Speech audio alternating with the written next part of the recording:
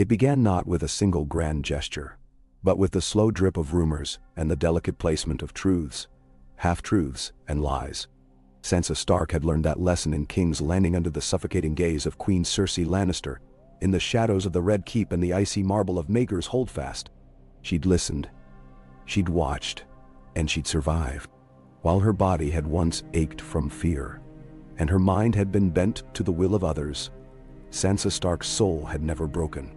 Her naivety had died on the steps of the Great Sept, but what emerged from its ashes was neither a wolf nor a lamb, but something altogether rarer, a woman patient enough to weave her vengeance over years, subtle enough to slip between blades, and kind enough that her mercy could be as sharp as any sword. The realm was fracturing, but that was nothing new. Jon Snow had vanished north with his ghostly Direwolf, and Daenerys Targaryen's last living dragon. Bran had faded into the mists of legend, a boy king grown silent, shrouded in whispers of sorcery. The Riverlands seethed with outlaws. The Vale locked its doors, and the Stormlands spat thunder, but offered little more than boasts. The Lannisters held the capital, but their golden coffers clinked hollow. Cersei's hand clutched the Iron Throne with all the desperate grace of a drowning woman. She drank poison disguised as wine and surrounded herself with flatterers and spies, but even she could not stem the tide of hunger and anger in the streets, nor the rot that crept through the small council. Westeros was wounded, and wounds, Sansa knew, were how infection entered the blood. Winterfell had become Sansa's home in every sense. The walls were mended, the banners crisp and white, the crypts cleared of snow. Lords and ladies flocked to the Wolf's Den not out of loyalty alone but out of hope. A rare currency. Sansa saw each petitioner, heard every tale of famine or banditry, and made careful notes. Lady Stark, they called her, and when she passed, the common folk pressed flowers into her hands as they would for a saint. Sometimes, in quiet moments, Sansa wept for the child she had been, the one who had yearned for songs and pretty things. But she never looked away from her duty. It was a blizzard that brought Tyrion Lannister to her doors, pale and shivering, wrapped in a fox fur cloak too fine for the snow. He arrived not as Hand of the Queen or even as the cunning imp, but as a supplicant, face lined and eyes ringed with exhaustion. The gates creaked open, and Sansa stood at the threshold, a candle in her hand and a silent guard at her side. "Tyrion," she said softly, the word melting into the cold. He bowed as best he could, his legs stiff from old wounds. "Lady Stark, or should I say, Your Grace?" She smiled faintly. "Not yet, my lord. Soon enough, if the world has any sense left in it." He looked up at her, his gaze piercing. "Might I enter, or shall I freeze to death on your doorstep?" She extended her arm, and the guard stepped aside. "Come in. You've come a long way to see me."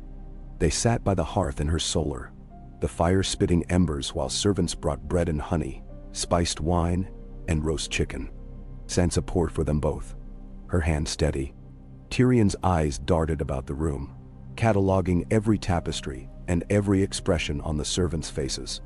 "I bring you news," he said after they'd eaten their fill. "And a proposition." "Go on." Cersei grows paranoid.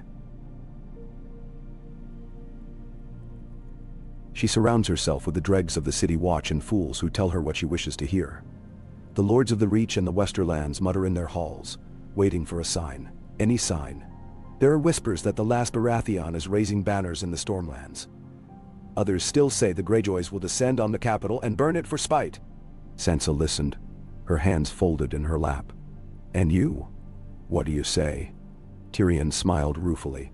"That the realm is hungry for peace and justice, and that you are the only one left who can offer both. You have the North, and you have something Cersei never will. Love. If you march south, half the realm would rise to join you. But you would need more than swords." Sansa's eyes narrowed. "You speak of the Vale." He nodded. "Sweet Robin is weak. Lord Royce rules in all but name. They would follow you if you asked. But more than that, I know the Red Keep. Its secrets, its passages, its weaknesses. I know how Cersei thinks.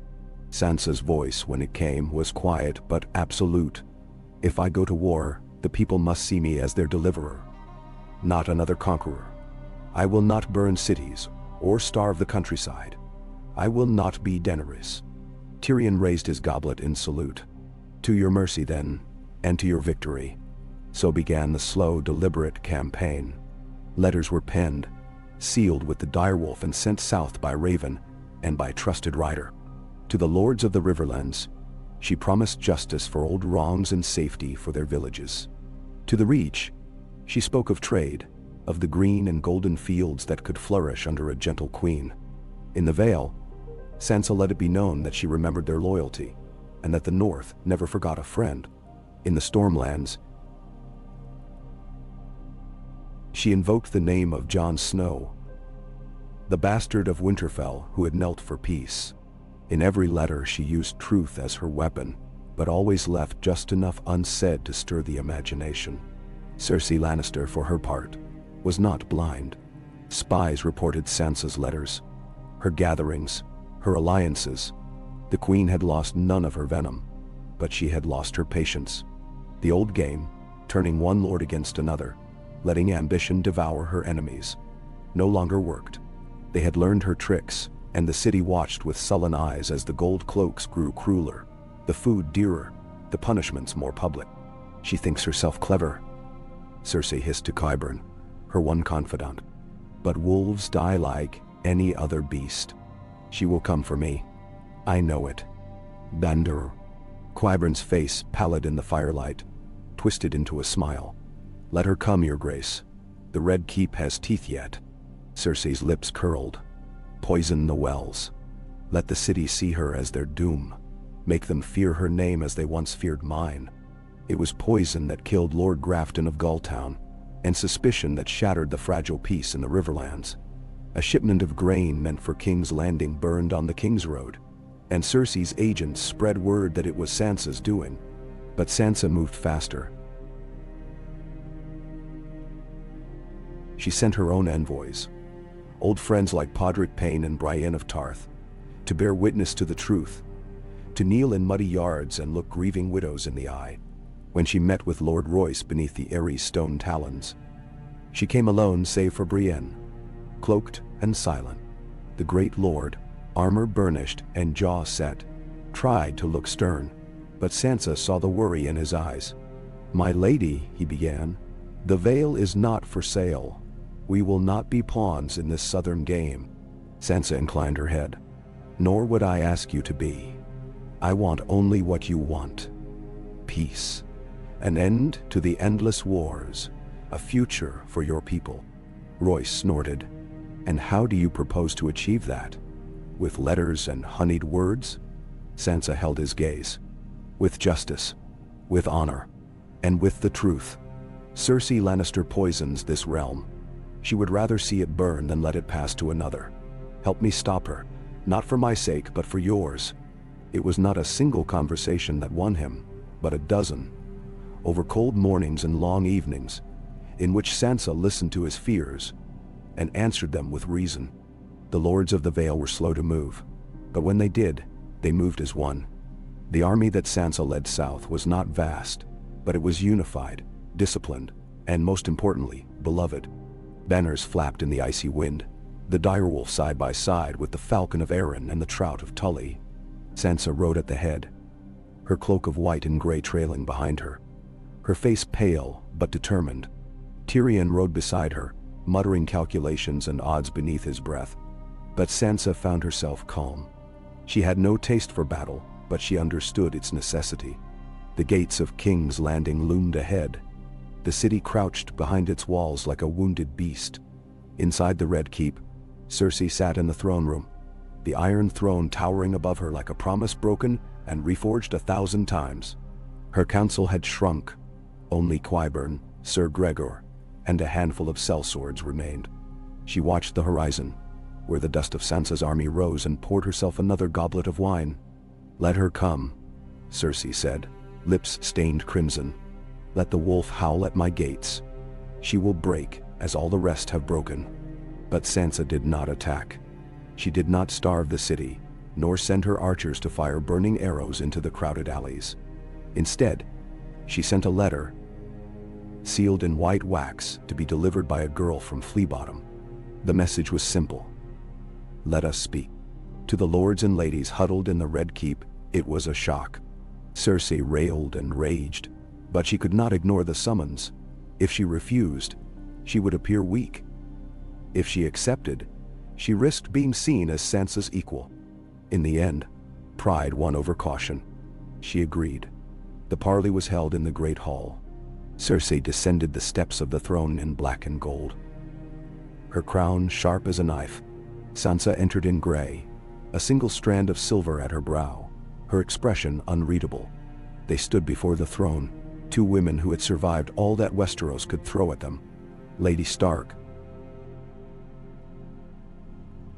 Cersei purred. "How pretty you look. Come to beg for my mercy." Sansa bowed her head, but her eyes glinted. "I come to offer peace." Cersei's laugh rang hollow in the vaulted space. "Peace? You come with an army at my gates, to prevent more bloodshed. The people suffer, your grace. The realm is tired. I offer you a way to end this without fire or sword." Cersei's face tightened. "And what do you want?" Sansa let the silence stretch. Then calmly, "Your abdication. A peaceful transfer of power. The safety of your children, should you have any. Exile, if you wish it, or you may remain as my guest. But your reign must end." For a moment, Cersei's mask slipped. Her hand trembled, her breath sharp. But then the old steel returned. "And if I refuse?" Sansa met her gaze. "Then the city will fall, but not to fire. I have arranged for the grain stores to be opened. My soldiers will not pillage. The people will rise, not for me, but against you. You will lose either way. Choose how you wish to be remembered." Cersei recoiled as if struck. She searched Sansa's face, looking for a crack, but found only certainty. "You think you have won?" Cersei spat. "I have endured." Sansa replied softly. "I have learned from the best. It was not decided that day, nor the next." Cersei returned to her chambers, her mind racing. She sent assassins into the night, but they vanished. Tyrion's network was as deep as ever. She threatened the small folk, but they turned away. In the end, it was the people who decided. They began to gather in the streets, chanting for bread, for justice, for the end of the Queen's cruelty. On the third morning, Sansa awoke to find a delegation of city merchants and septons at her tent. They begged her to end the reign of terror. She promised clemency and ordered her men to open the gates, to give out food, to restore order without violence. The city guards laid down their arms. The people cheered as the Direwolf banner rose over the Red Keep.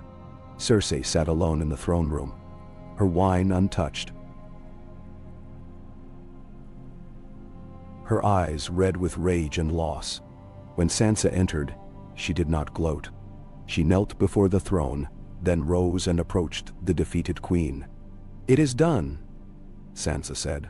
"There is no shame in surviving." Cersei looked at her with something like pity.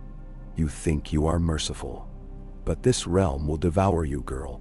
Let it try," Sansa said, and summoned Brienne. The transition was not bloodless. No regime change ever is, but Sansa kept her promise. There were no mass executions, no wildfires, no purges. Cersei was taken to a quiet castle in the Reach, surrounded by guards, but allowed her books, her wine, her pride. The lords and ladies who had survived the wars bent the knee to the new queen in the Great Hall. Tyrion became her hand, Brienne her sworn shield, and the city began to heal. But Sansa knew her reign would not be easy. There were threats yet unseen, old wounds unhealed. Yet as she sat, the Iron Throne, the steel cold beneath her, she let herself believe for a moment that perhaps, just perhaps, it was possible to build something lasting on the ruins of all that had come before. The North remembered, and now, so too would the realm. Oh, pa. The early days of Queen Sansa Stark's reign were marked not by feasts or spectacles, but by work, quiet, relentless work. The Red Keep, which had for so long echoed with the footfalls of traitors and the screams of the innocent, became a place of measured voices and long hours. Sansa, never fully at home among southern courtiers, drew strength from the north. She kept her own counsel, rose with the dawn, and saw to every petition and letter herself. She appointed new maesters, filled the small council with steady hands, and made it known that the coin and wheat of the realm would flow first to the hungry, not to the powerful. Even as the banners of House Stark fluttered above the ramparts of King's Landing, many doubted her. They whispered in shadowed alcoves that the North had no business on the throne, that a girl raised in the snow could not rule men born to intrigue and betrayal. The lords of the Reach measured her every word. The Greyjoys sent ravens, cryptic and mocking, from their wet rocks. In the Westerlands, distant cousins of the Lannister pride nursed grudges and plotted quietly, licking wounds both political and personal. Sansa moved as she always had, with caution, with grace, and with a memory that forgot nothing. She sat in the solar that once belonged to Cersei, a pale shaft of sun gilding her copper hair, as she read missives from Old Town and the Dreadfort, Driftmark, and Dorne. Her council gathered daily. Tyrion, weathered and clever, fingers stained with ink. Brienne, her sword never far from reach. Davos Seaworth, brought from White Harbor as her master of ships and her conscience. She relied on them as on family. And in private moments, they grew to rely on her. It was at dawn, 3 weeks after the city's surrender, that Sansa ventured down into the streets herself, Brienne and a handful of guards her only companions. The city still bore scars, blackened stones where wildfire had burned, thin faces in the breadlines, orphans who watched with the old eyes of the hungry. Sansa stopped at a bakery, pressed coins into the floury hands of a widow, listened to a boy who could not find his father since the riots. She did not make a show of it. The word spread all the same. The new queen walked the city, saw its pain, did not shrink from it. There were threats, of course. A knife drawn in the crowd. A poisoned cup slipped among the wine goblets. Each time, Sansa met danger with calm, and her would-be assassins found themselves tried in open court, not vanished into some dungeon. Justice was slow, sometimes painful, but always public. No one disappeared in the night. No one burned for another's crime. It was Tyrion who found her late one night, poring over maps of the Reach, the Westerlands, and the Stormlands, all marked with colored stones. He stood in the doorway, silent until she looked up. "You work too hard, Your Grace." She offered a tired smile. "So do you." He joined her at the table, his eyes scanning her face for cracks. "The lords of Old Town have sent word. They will recognize your claim, but they want tariffs lowered on the Arbor's wine. The Greyjoys have stopped raiding. Apparently Queen Yara is more interested in trade than war these days. The Westerlands, though." "Still silent?" Sansa asked. Tyrion nodded. "Lady Jenna holds Casterly Rock with a grip nearly as fierce as yours. She's invited every Lannister cousin she could find to her council. They're waiting to see if you stumble." Sansa considered. "If I send an army, I confirm their fears. If I send gold, they'll demand more." "Send peace," Tyrion suggested quietly. "Invite Lady Jenna to court. Give her reason to believe she'll have a place in your Westeros." Sansa tapped a finger on the map. "Would she come? She'll send her youngest grandson at least, and she'll watch. They always watch." So the letters went out, and with them, small gestures. Food shipments to Lannisport, skilled builders sent to repair what war had ruined, a promise to lower the Queen's taxes on the West, if they would meet her halfway. In the Reach, she authorized the rebuilding of the Great Sept in Highgarden, and tasked the Tyrell cousins with managing the granaries. To Dorne,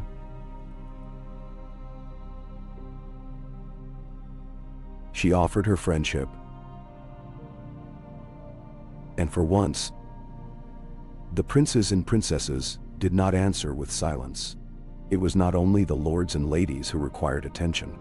In the ashes of the faith, the city was teetering between hope and old hatreds. Sansa called the High Septon to her chambers and listened, as he spoke of restoring the people's faith, not in gods, but in justice. She offered the Septons free passage to the riverlands and the Reach, so long as they preached peace and charity. The days of zealotry and wildfire were done. Rumors swirled, of dragons flying over the stepstones, of Jon Snow's return from the north, of the Targaryen queen alive and plotting revenge across the narrow sea. Sansa heard every tale and smiled at none. She did not fear ghosts or omens, but she did not ignore them.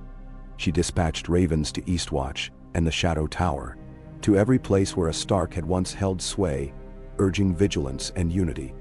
But unity, as she soon learned, was more fragile than glass. One cold night, a message arrived from Winterfell. Lord Glover had fallen ill, and the barons of the north were grumbling about the queen's absence. Sansa's uncle, Edmure Tully, wrote with more candor than most, "Your people will always need you. You may be queen in the south, but in the north you are still our lady."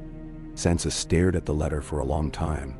She missed the north fiercely, the air sharp as a blade, the silence broken only by wind and wolves. The way the gods would made her feel she was not alone. She worried that she was becoming southern, softened by silks and intrigues. She paced the solar until Brienne appeared, silent as ever, and sat at her side. "You have not failed them," Brienne said softly.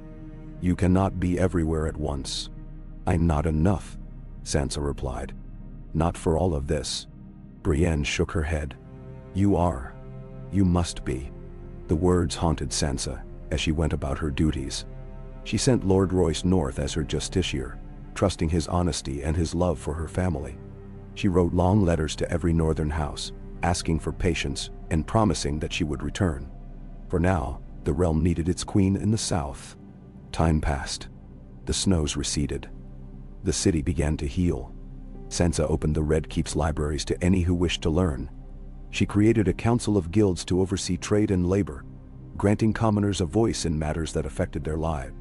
She met weekly with women from every corner of the capital, traders, washerwomen, even former whores, listening to their needs and grievances. The small council, once a den of vipers, became a place of honest debate.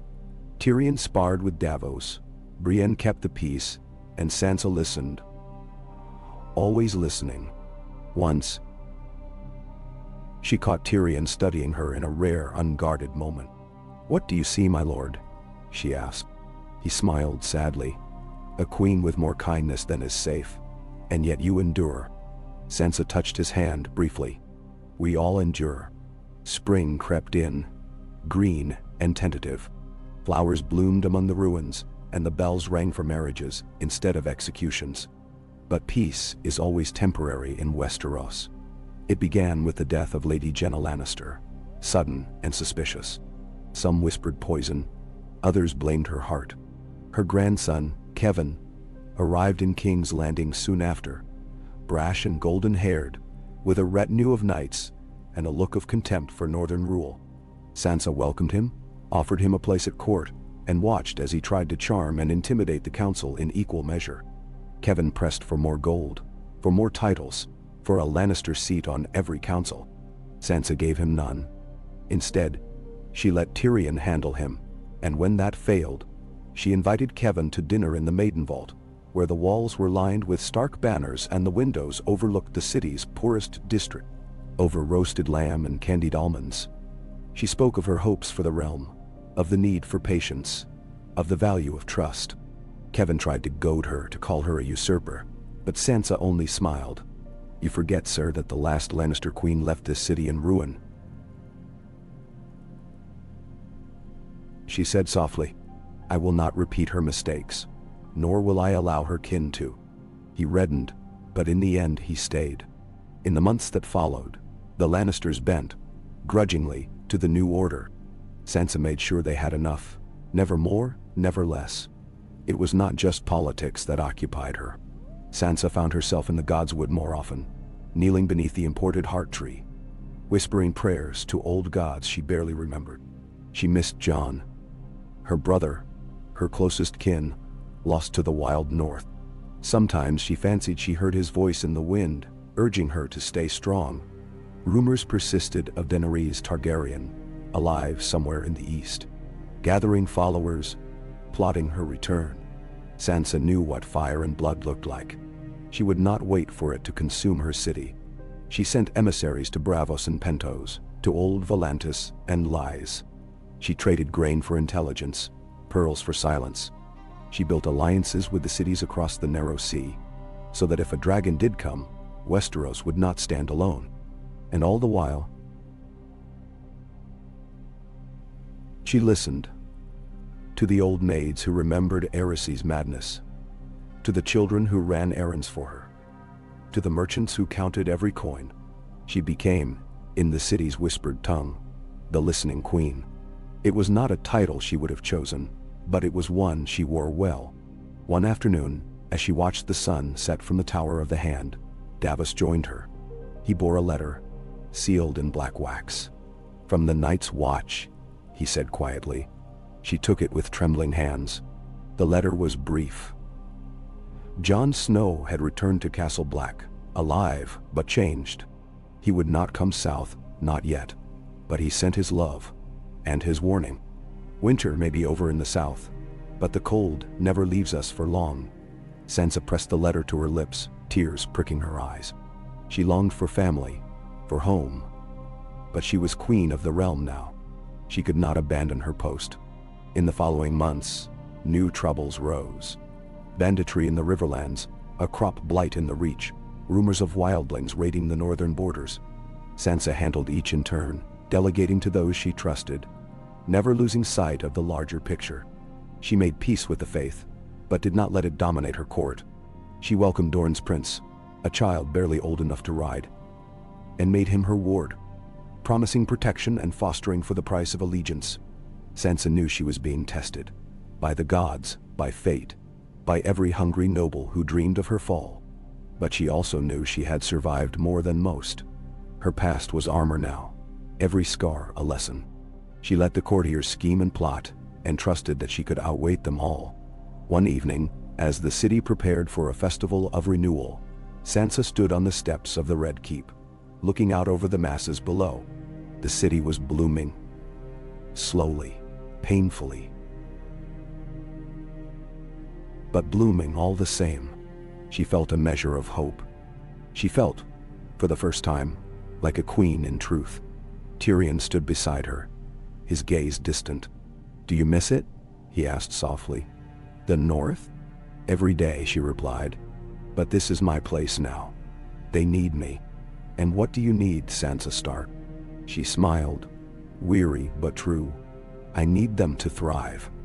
I need to build something better than what came before." The city cheered as night fell, the bells ringing for hope, not for war. And in the shadows, her enemies watched, waiting for her first mistake, never realizing that the girl they had once dismissed was now the most dangerous woman in Westeros. A queen, not of fire and blood, nor of lions and gold, but of memory, mercy, and the iron will of the North. Decay. It was a morning awash in gold, the air sharp with the tang of sea salt drifting up from Blackwater Bay, when word came to Sansa that a fleet approached from the east. She was in the middle of council, debating grain levies for the Riverlands with Davos and Tyrion, when Sir Podrick entered, his face grave.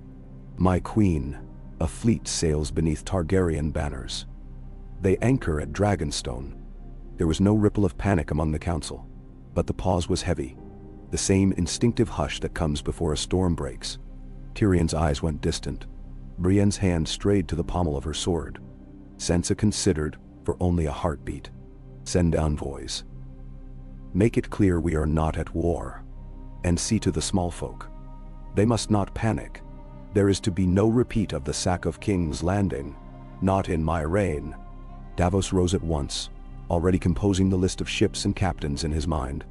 Brienne followed him, as ever her shadow. Sansa turned to Tyrion, who did not rise. "She comes for the throne," he said, almost softly. "Or for justice. It is the same thing for her." "I know," Sansa replied, "but I will meet her with open hands, not drawn swords." 3 days passed. The city bristled with anticipation, yet the market stayed open. The city watch doubled along the gates. Word filtered from Dragonstone. A woman with silver hair, a single ship flying the black three-headed dragon, and not a single dragon in sight. The tales of a living queen spread quickly, coloring the air with fear and hope. Sansa rode out to the Blackwater on the fourth morning, accompanied by Brienne, Tyrion, and a dozen guards, banners furled and helms unadorned. A single skiff came ashore, and Daenerys Targaryen stepped out, robed in charcoal silk, hair braided in the old Valyrian fashion. Her eyes, rimmed with the darkness of exile and memory, met Sansa's above the sweep of grass and surf. They stood, not as conqueror and supplicant, but as two women who had both lost and endured beyond the breaking point. Daenerys studied her, the faintest smile touching her lips. Queen in the South, Lady of the North. I remember the last time we met, Sansa Stark. Sansa inclined her head. The world was very different then. And so were we. Daenerys glanced to Tyrion, who bowed in greeting, his smile unreadable. You sent no army to the shore. You could have. I expected it. There is no victory in blood, Sansa replied. Not anymore. They walked up the strand, their conversation half drowned by the hiss of waves. Daenerys spoke of her exile in Bravos, of gathering support in Pentos only to abandon the effort when word of Sansa's rule reached her. The realm has tired of war. I see that now. You hold the throne not by dragons, nor by fire, but by the will of the people. That is the one crown I could never win. Sansa did not smile. Peace is hard won. It is not always popular, nor always safe. Daenerys' gaze drifted out to the bay, where her ship rocked gently.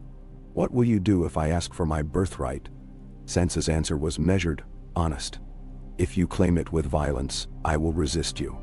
If you seek justice, I will share it. I have no love for iron and thrones. I want a realm that can heal. That is all. And so. For a moment, Daenerys was silent. Then she looked to Tyrion. You advised her well. Tyrion only shrugged. She taught herself. The best queens do.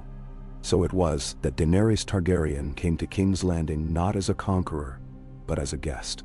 Sansa arranged for her to stay in the Maiden Vault, under guard but with every courtesy. In the days that followed, they met in gardens and halls, talking sometimes of power, but more often of loneliness. Daenerys watched the city with an outsider's eyes, marveling at the changes. A queen who walked the streets unafraid, a council of commons and nobles, orphans fed in the squares. On the night of her welcoming feast, Sansa sat at the high table beside Daenerys, flanked by her council and the wardens of every corner of the realm. The conversation was guarded, full of old injuries and careful truths. It was Lord Royce, oldest among them, who voiced the question hanging in the air. How can we trust that peace will hold, with so many claims to the throne? The North remembers, the dragon returns. Sooner or later, swords will be drawn. Daenerys lifted her goblet. There is nothing in me now that hungers for iron or fire. I saw what it cost, the price paid in ash and bone. If Westeros is to heal, let it be under a queen who knows the cost of cruelty. The lords murmured, half relieved, half wary. Sansa said nothing, but her hand brushed the hilt of her father's knife at her belt. A reminder of the old world and its lessons. Outside, the city sang, lanterns floating on the river, bells pealing for peace. The queen watched from her window as fireworks flared over the bay, her thoughts far from the celebrations. She missed Winterfell still, the way moonlight struck the snow, the hush beneath the heart tree. Yet she felt, for the first time, a glimmer of hope that she was building something worthy of all that had been lost. Not all were pleased by peace. In the west, Kevan Lannister plotted, his letters full of polite threats and thinly veiled promises. In the far north, wildlings pressed the wall, testing the night's watch. And in the city, the coin guilds grumbled over every new decree. The first true test came not from without, but from within. That winter, a sickness swept the city, the fever burning hot and fast, taking children and old folk alike. Sansa shut the gates, turned the Red Keep into a hospital, and worked alongside the healers. She risked the throne and her life on mercy, walking among the dying, comforting those she could not save. It was in those weeks that the city truly claimed her as queen. The gold cloaks saw her carrying water to the sick. The merchants saw her sharing her own stores of bread. She listened, always, even as the weight of grief pressed her down. When the fever broke, the bells rang not for the dead, but for the living, and the people cheered the North's daughter as their own. In the aftermath, Sansa held court in the great hall, her hair unbound, her face pale and resolute. She issued pardons for petty crimes committed in hunger, summoned the lords to account for their hoarded stores, and put the city's orphans to work rebuilding what disease had ravaged. Daenerys, still pale from her own bout with fever, watched and said quietly, "You are not the girl I once knew." Sansa answered with a small, sad smile. "Nor are you the queen I once feared." In time, Daenerys made her decision. She would return to Dragonstone, leaving her claim in abeyance, content to serve as Sansa's advisor and, in time, her friend. Tyrion joked that Westeros had never before seen a peace forged by women who had every right to hate each other. Spring crept over the city once more. The council expanded, Lord Royce presiding over the west, Yara Greyjoy commanding the fleets, a Tyrell cousin overseeing the harvests. Sansa welcomed new voices, listened to grievances, forgave old enmities where she could. She had learned, at last, that a queen's greatest power was not in commanding fear, but in turning enemies into allies, however tenuous the trust. Letters from the north still came, tales of Jon Snow at the Wall, of Arya's wanderings in distant lands. Sansa replied faithfully, confiding nothing of the burdens she carried, always ending with the same promise. The north remembers, and so does its queen.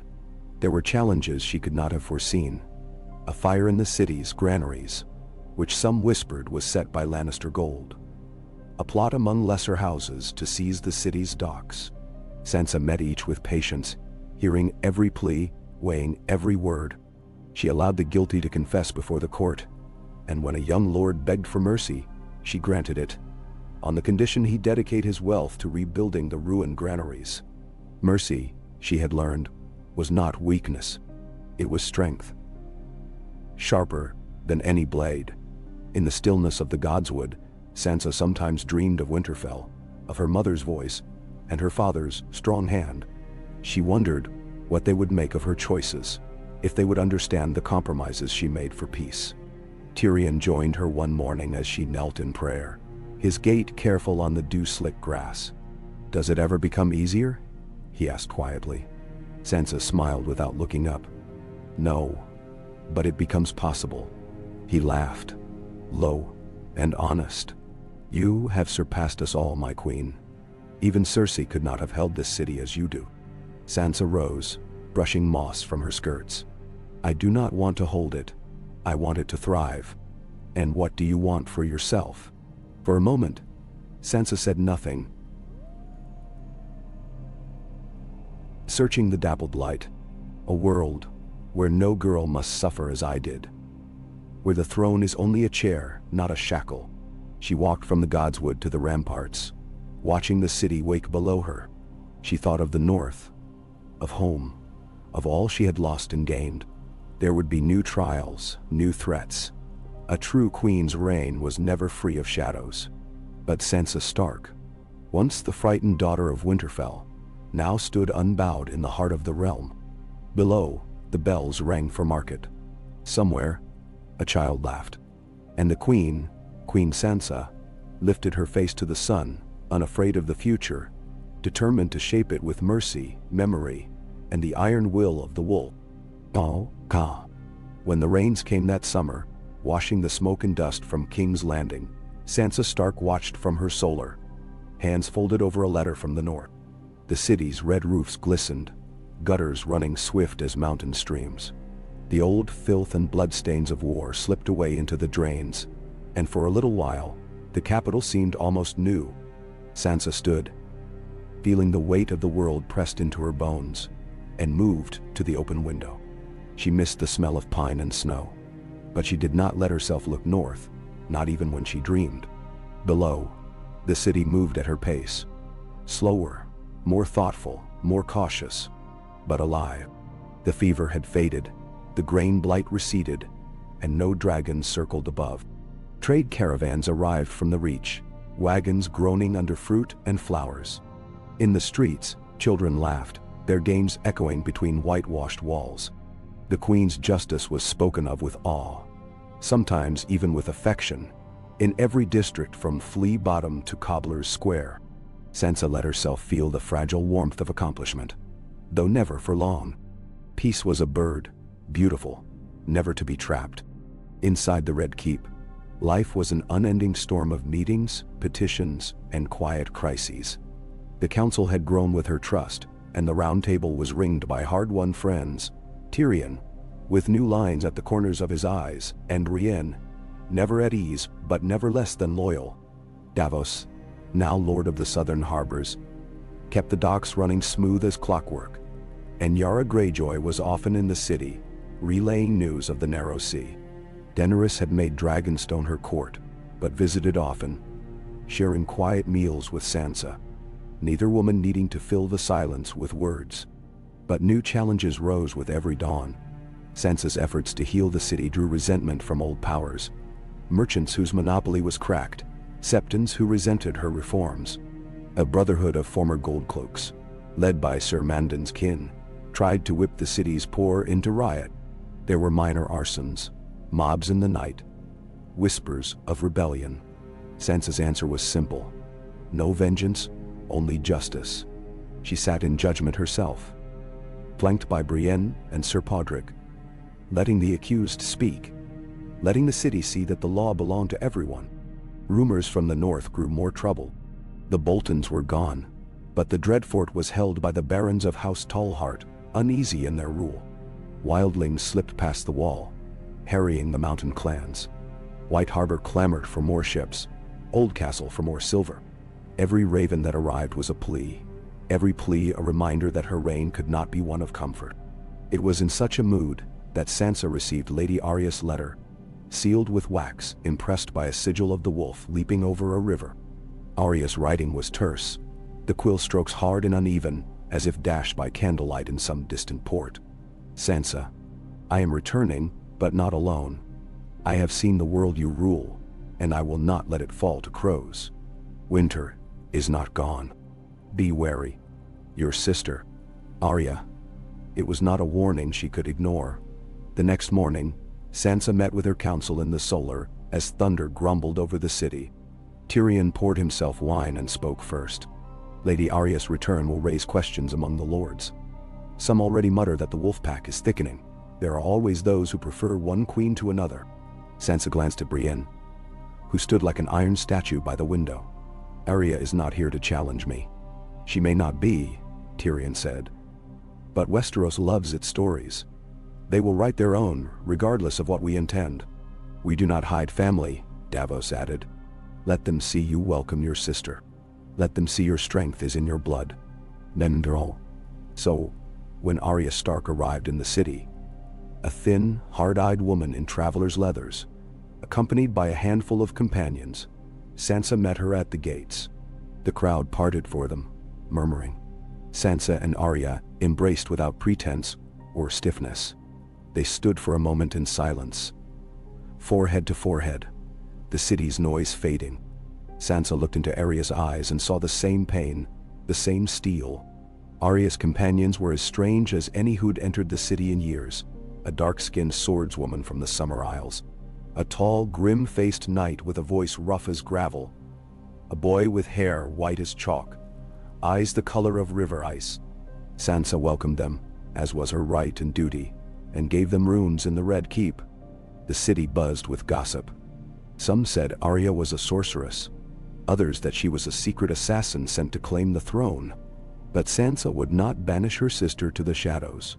Instead, she brought Arya to every council meeting, let her speak plainly of the world's dangers, pirates rising in the stepstones, whispers of sellsword armies gathering in the disputed lands of Essos, a strange plague haunting the free cities. As Arya settled into her place, Sansa found herself more certain, more able to breathe. They were two halves of the same legacy, one shaped by courts and masks, one by roads and blood. It was Arya who first sensed the shadow moving in the west, a current in the river of news that Sansa might have missed. a new warlord rising in the Westerlands, calling himself the Lion's Son, wearing Lannister crimson but bearing no name. Raiders struck small villages along the Gold Road, vanishing before the city's guards could mount a response. Refugees streamed east to King's Landing, ragged and fearful. The threat was real, but veiled. Some thought only brigands. Others whispered of sorcery. Even of old Arya red priests come from the east. Sansa called a council of war, the first since she had claimed the throne. The round table was crowded, the air heavy with expectation. Davos laid out the maps. Brienne and Arya stood at her shoulders, and Yara described the movement of ships along the coast. Tyrion read the letters from the Reach and the Vale. Both houses promised support, but slow, cautious, conditional. We cannot overreach, Tyrion warned. A campaign west risks the north, the Riverlands, the city itself. If this Lion's Son is nothing but a bandit, we embolden him with our attention. But if he is more, Arya said, voice as cold as the frost in the godswood. He is clever. He picks only weak targets. His men are disciplined, never linger. He wants us to come for him. And so? Sansa nodded.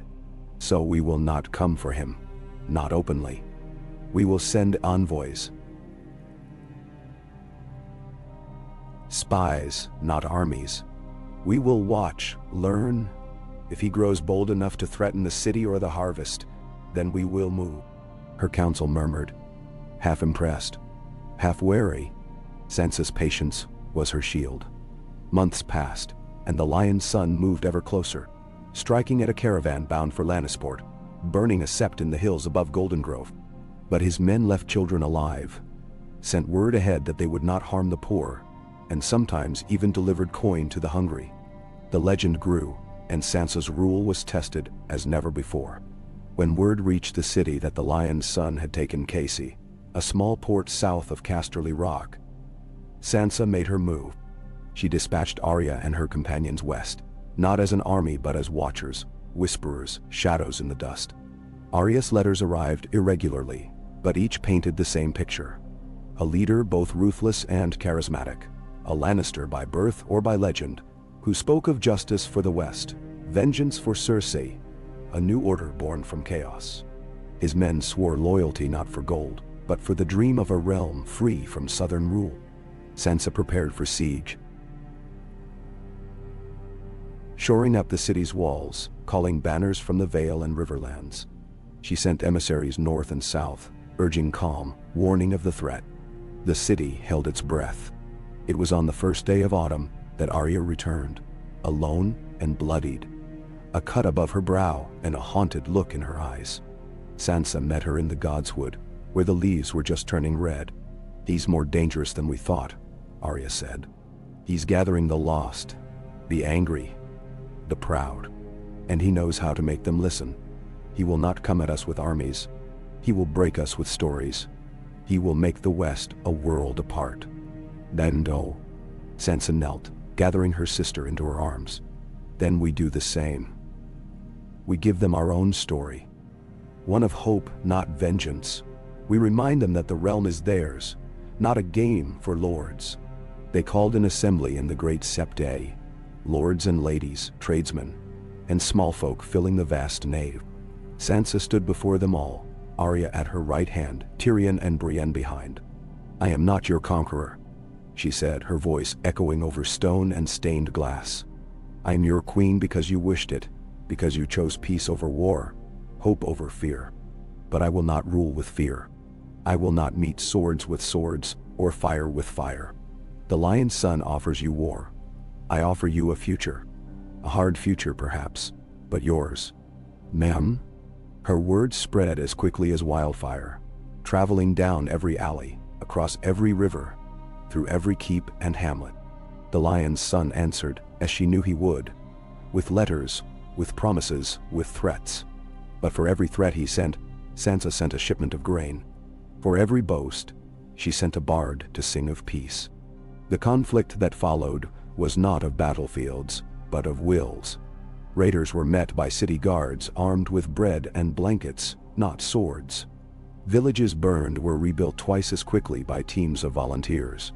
When at last the lion's son led his own into the shadow of the capital's walls, he found them lined not with archers, but with city folk waving banners of white and gray. There were no great battles. There was a slow surrender, a yielding not to armies, but to the unbreakable patience of a queen who refused to play the game of thrones on old terms. And in the aftermath, as autumn deepened and the city prepared for the long night, Sansa walked the ramparts with Arya and Tyrion, Brienne trailing a step behind. "You have done what none before you could," Tyrion said. "You have made peace a weapon." Sansa looked out over her city, her people, the banners of her house mingling with those of the lords who had once been her enemies. She took Arya's hand in her own and smiled, for the first time without reserve. "We are Starks," she said, her voice sure and quiet. "We endure, and so shall this realm, while memory and mercy remain." The bells rang, slow and sweet, and the rain washed the last of the blood from the city's stones. In that moment, peace seemed not just possible, but lasting. A gift not from the gods, but from the will and wisdom of a queen who had learned to outlast every storm. Ka. Winter returned to the city as a whisper, not a howl. But it returned all the same, morning frost creeping onto black slate roofs, the old chill of the narrow sea curling beneath the doors of the Red Keep. For Sansa Stark, the cold was not an enemy but a memory, a thread of the north tugging at her heart through every hour of her reign. When she paced her solar, she sometimes let her bare feet feel the chill from the floor, as if to remind herself of who she was before the crown, before the wars, before the city had come to love her. She wore velvet and wolf fur, not for show, but for comfort. The capital, her city, her burden, her battered home, grew quiet beneath the cloak of early snow. Arya adapted in her own way. Where Sansa was deliberate, ever present, ever seen, Arya slipped through the city as a shadow, visiting places Sansa never could. She found herself at home in the kitchens, sparring with guards in the yard at dawn, or vanishing for a week only to return with news of bandits or the scent of salt and fog in her hair. Together, they made an unbreakable pair, one leading openly, the other guarding the realm from all that crept in darkness. That winter, word arrived of Jon Snow in the north. No longer a king, but a brother again, keeping the peace at the edge of the world. His letters were sparse and practical, but Sansa read between the lines, sensing the weight of his loneliness and the depth of his honor. She missed him, and sometimes, late at night, she walked the silent corridors and prayed for him to find peace of his own. The city did not sleep through winter. There were always fresh burdens. A new guild of merchants demanded rights to the docks, arguing that the city's bread was won by trade, not by noble decree. The faith sent envoys, gently pressing for more power in the courts.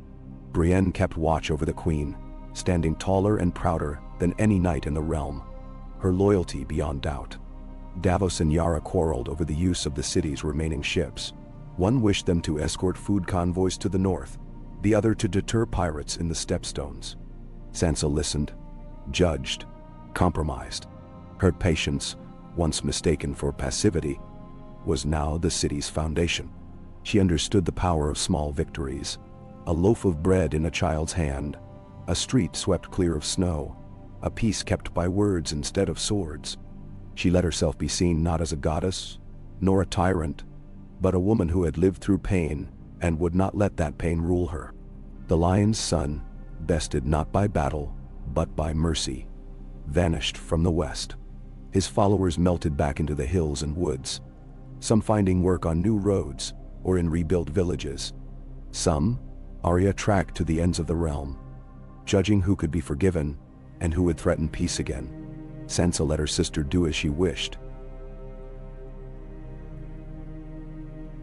She trusted Arya's sense of justice, hard and cold as it was. One evening, Sansa gathered her council in the warm hush of the solar. The windows fogged with frost, candles flickered low. Tyrion looked older than when they'd first reunited, but his mind was sharp as ever. Daenerys was there, wrapped in silks, her face pale and thoughtful. Brienne stood by the door, Davos and Yara close at hand. Arya perched on the window seat, arms folded, a wolf at her feet. "The realm endures," Sansa began, her voice steady. "But we cannot be content with mere survival. The north grows restless. The riverlands need more seed for spring. Even in the reach where grain is plenty, the wounds of war fester. I will not have the realm slide back into chaos, not after all we have built." Davos spoke first. "You propose a council, one to cross all the kingdoms, not just lords and ladies, but the wise, the learned, the brave?" Sansa nodded. "A council to shape the future, to make the realm more than a prize to be won and lost." Daenerys smiled softly.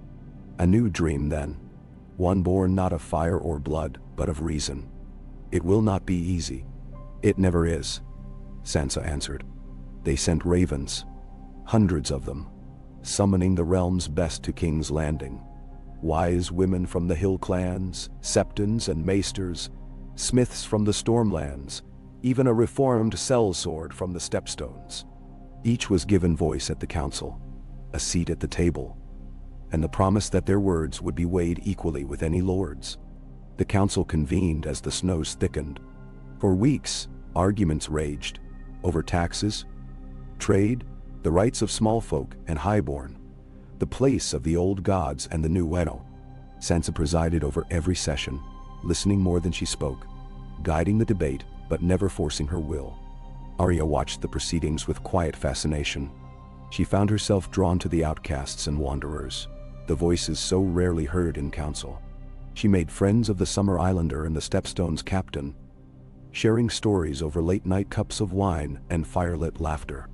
Tyrion kept records, sharp and detailed, shaping compromise from chaos.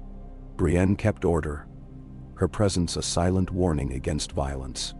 Daenerys, still not quite at home in Westeros, spoke passionately for the broken and the forgotten, winning allies even among those who once whispered "foreign queen" with distrust. Through it all, Sansa's patience proved the realm's anchor. When debate became dangerous, when tempers flared, she let silence cool the room.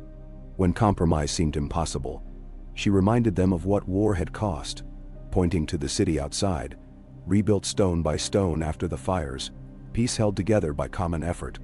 Slowly, the council forged new laws, new rights, new bonds. They drafted a charter, not perfect, but alive with promise.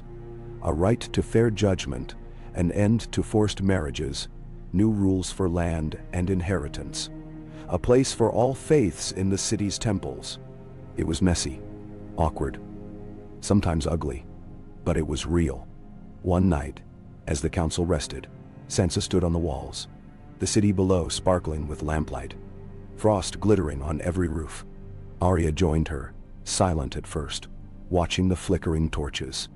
"You've made something new here," Arya said at last. "I never thought I'd see it." Sansa smiled, sadness and pride mingling in her eyes. "Neither did I. But it's not finished. It never will be. There will always be those who want the old ways back." Arya nodded. "Would be ready." Days passed.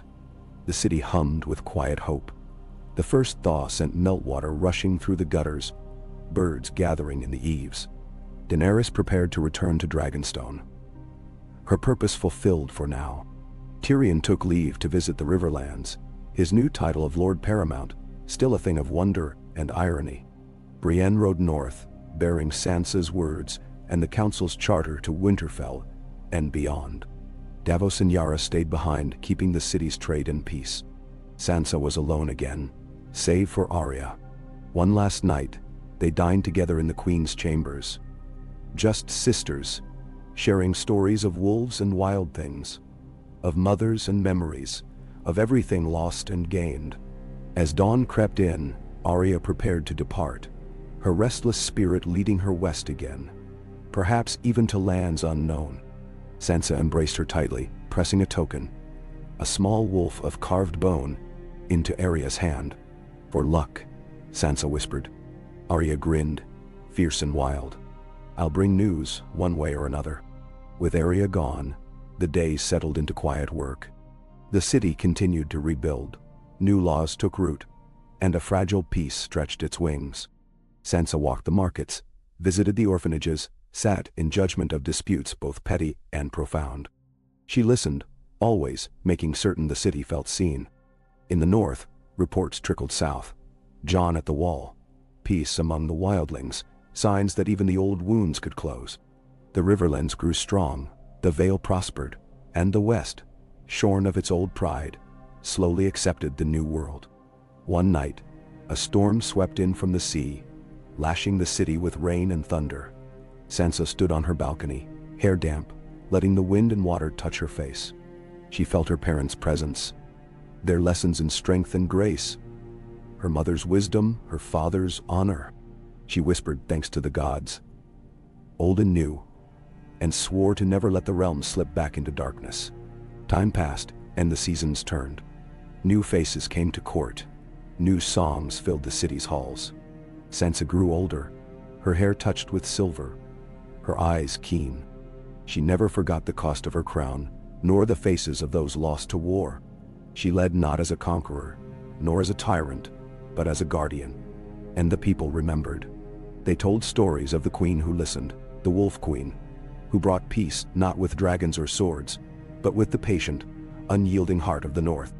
In the end, it was not victory that defined Sansa Stark's reign, nor glory, nor even love, but endurance.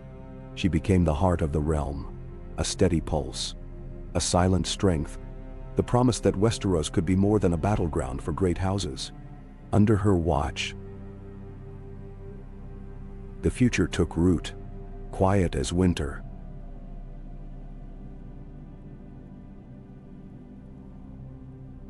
Stubborn as spring, blooming at last into something lasting, something worthy of every sacrifice that had come before. Kai. Pandin. The years crept forward in the quiet way of peacetime, marked less by banners and drums than by the rhythm of markets, laughter in the alleys, the long creak of trade carts crossing the city gates at dawn. For Sansa, the work never truly lightened, only shifted, as children grew into apprentices, as old lords stepped aside for their daughters and sons. As winter eased at last into a slow, unhurried spring, she moved through her days in the Red Keep with a calm certainty that still surprised her. She was no longer the frightened girl of court, nor the raw, vengeful survivor of wars. She had become the axis around which the city turned, the silent judge whose shadow fell over every hall and hearth. There were still trials, of course. A dry summer withered the riverlands, and Sansa was forced to ration grain again, opening the storehouses and sending convoys north from the golden fields of the Reach. There was resistance, but it was quieter now. The barons and lords grown accustomed to compromise instead of conquest. When bandits struck, the response was swift but measured. No executions in the square. Only work gangs on the new city walls, where stone and sweat replaced the old cruelty of blood. In the west, the Lion's Son faded into legend. Some called him a rebel, others a martyr, but most simply forgot. Case was rebuilt, its ruined sept restored and filled with song. Lannisport sent tribute to the capital. Gold, yes, but also a tapestry, its edges thick with bright red thread, showing a direwolf and a lion drinking at the same stream. Sansa hung it herself in the council chamber, letting it remind all who entered that peace was a thing built and mended, not given or won. Arya's letters came with the seasons. Sometimes a line, sometimes a tale. Sansa read them with her morning tea, smiling at the strange words and half-remembered names from the lands across the sea. Arya sailed with Summer Islanders now, east past Volantis, always chasing rumors of lost things. She wrote of new worlds, but every letter ended with the same promise. I will come home. I always do. The city changed in other ways. The small council grew with new blood. Brienne was named Lady Commander of the City Watch, her blue cloak a banner for every girl in the city who dreamed of a sword. Davos became Master of Laws, his voice gruff but wise, settling disputes with a sailor's sense of fairness. Tyrion, gray at the temples now, returned for each council session, trading quips with Sansa and teaching the youngest scribes the art of careful listening. Daenerys was gone for years at a time, returning to Dragonstone only when the sea called her. She found peace of a different kind, working with sailors and fishermen, rebuilding what dragons had burned. When she visited the capital, Sansa welcomed her as a friend, and the two women walked the gardens at night, remembering what had been and wondering aloud at what still might be. Sansa's own days settled into a routine, shaped by duty and choice. She walked the city's walls every morning, watching the mists lift from the Blackwater. She attended public courts once each week, letting commoners bring disputes to her directly, never hurrying, never letting her eyes grow hard. In the afternoons, she met with merchants and crafters, listening to their plans for new granaries or public fountains. She visited the city schools, letting children ask her questions about war, about wolves, about why the moon changed its face. She answered every question, never hiding the truth. When she felt the need for silence, she retreated to the Godswood, a small garden in the heart of the Red Keep, where a heart tree had been planted, its bark white as snow, its red leaves whispering in the wind. She knelt there, sometimes alone, sometimes with Brienne, sometimes with Tyrion or Davos beside her. She prayed, but not always for guidance. More often, she prayed for endurance, for the patience to keep listening, to keep choosing peace over pride. One autumn, as the leaves burned orange in the capital and frost crept down from the north, Sansa received a letter from Winterfell. Bran, her brother, now Lord of the North, if not in name then in mind, wrote with careful, formal words, but his message was clear. The North was strong, its people loyal, but the world beyond the wall was changing. Wildlings had settled new villages, trading furs and fish for tools and seed grain. There was talk of a new king among them, a young boy with black hair and bright eyes, said to ride a great white wolf. Sansa smiled at this. She knew the wildness of her own blood, the lure of freedom and old magic. That winter, Jon came south for the first time in many years. He rode through the city gates at dusk, his face older but unchanged, a scar across one cheek, his eyes still haunted but gentler than Sansa remembered. He knelt before her in the council chamber, but she pulled him to his feet, embracing him as a brother, not a subject. They dined together, just the two of them, talking until the candles guttered low. Jon told her of life at the Wall, of the wildlings and their new ways, of peace brokered in snow and silence. Sansa listened, hearing the loneliness in his voice, and offered him rooms in the palace, a seat on her council. But Jon only shook his head. "My place is not here, Sansa. I am no king nor a lord. I belong to the north, to the wild places. But I wanted to see you again, to see what you've made." Sansa touched his hand, smiling softly. "You helped make it too. You're part of this, even if you never wear a crown." He stayed a week, slipping through the city in the company of Brienne, sometimes helping at the soup kitchens, sometimes watching the sunrise from the ramparts. When he left, he gave Sansa a single white feather, an old sign among the wildlings, a promise of peace. The years turned. Sansa's hair grew streaked with silver, but her eyes stayed bright. She took no husband, despite whispers at every court festival. Suitors came and went. Lords from the Reach, a merchant prince from Braavos, even a widowed knight of the Stormlands. Sansa received them all with courtesy but let them go, choosing her own path, knowing that love for her was found in the work, in the city, in the lives she touched each day. There were uprisings, yes. One winter, a new cult rose in the gutters, promising salvation through fire and gold. Sansa met them not with swords, but with bread and patience. She invited their leaders to council, let them speak, and when their promises failed, it was the people themselves who dispersed the mob. The city's faith had shifted, slowly, from gods to the woman who led them. Famine struck the Vale one summer, and Sansa sent grain, personally signing each order for shipment. Floods ravaged the riverlands. She dispatched engineers and builders, opening the Red Keep's treasury to pay for new dikes and roads. when bandits gathered on the Gold Road. She sent riders led by Brienne, not to punish, but to offer work and food in exchange for peace. Each small gesture made the next crisis easier to meet. She changed the city in 100 quiet ways. New wells were dug. A public hospital was founded with the aid of maesters and septas. The libraries were open to all, not just the highborn. Girls were welcomed into the city's schools, learning to read and write alongside the boys. The old walls were repaired and painted with scenes of peace.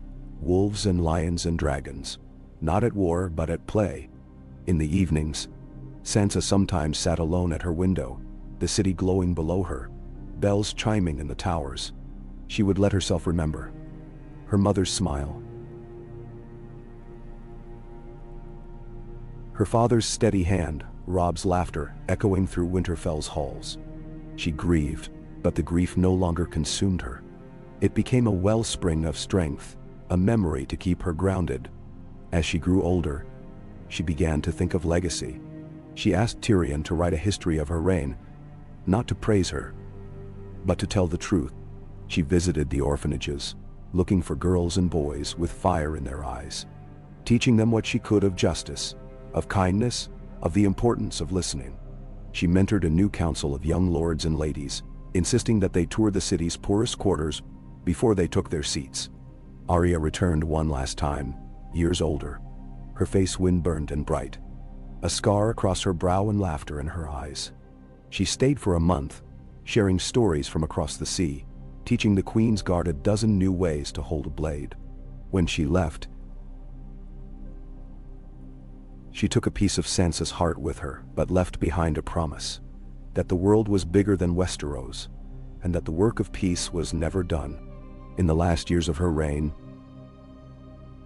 Sansa's walk grew slower, her back more bent, but her mind stayed sharp as the first winter wind. She presided over one final council, surrounded by those she had shaped: Brienne's daughter, Davos' grandson, Tyrion scribe, Daenerys ward, and dozens more. She charged them with a simple task: listen to the people. Let them teach you. Remember that the throne is only wood and iron. What matters is the peace you build each day. Then she passed quietly one spring night, her hand wrapped around a letter from the north, her face turned toward the open window, and the sound of bells drifting up from the city. In the morning, the people gathered in the streets, laying white flowers on the stones, singing the old songs of the north and the new songs of the south. They wept, not for the loss of a queen, but for the end of an age. She became legend in her own time, the queen who listened, the wolf queen, the mother of the realm. Stories were told for generations of the girl who outlasted every enemy, who turned rivals into friends and strangers into kin. The city she left behind was never perfect, never free of danger or pain, but it endured, strong and bright, shaped by her patience and her unyielding hope. In the end, Sansa Stark's legacy was not in banners or thrones, but in the quiet peace that lingered after her passing, in the hearts of the people who carried her lessons forward, one careful, hopeful day at a time.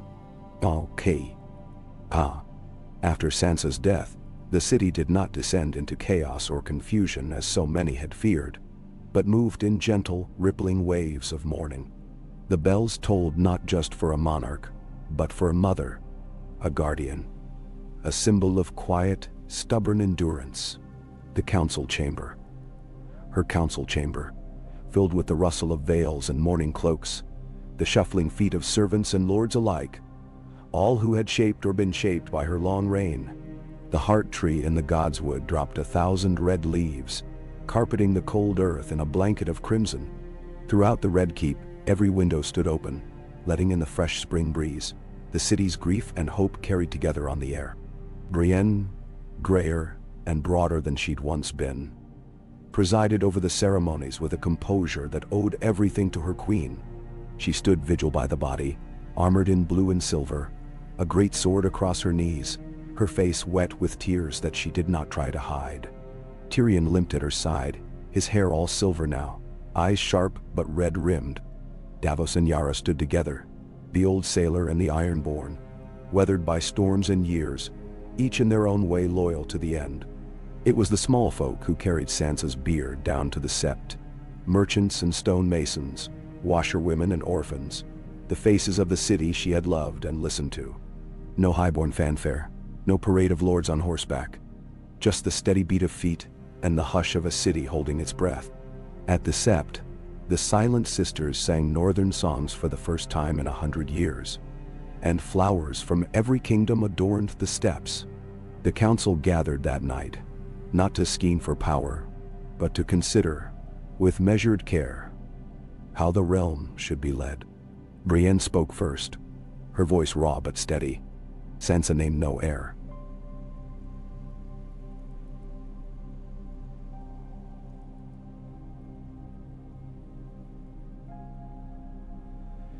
She left us not a queen, but a council, one to govern as she did, with patience, with justice, with open doors and open heart.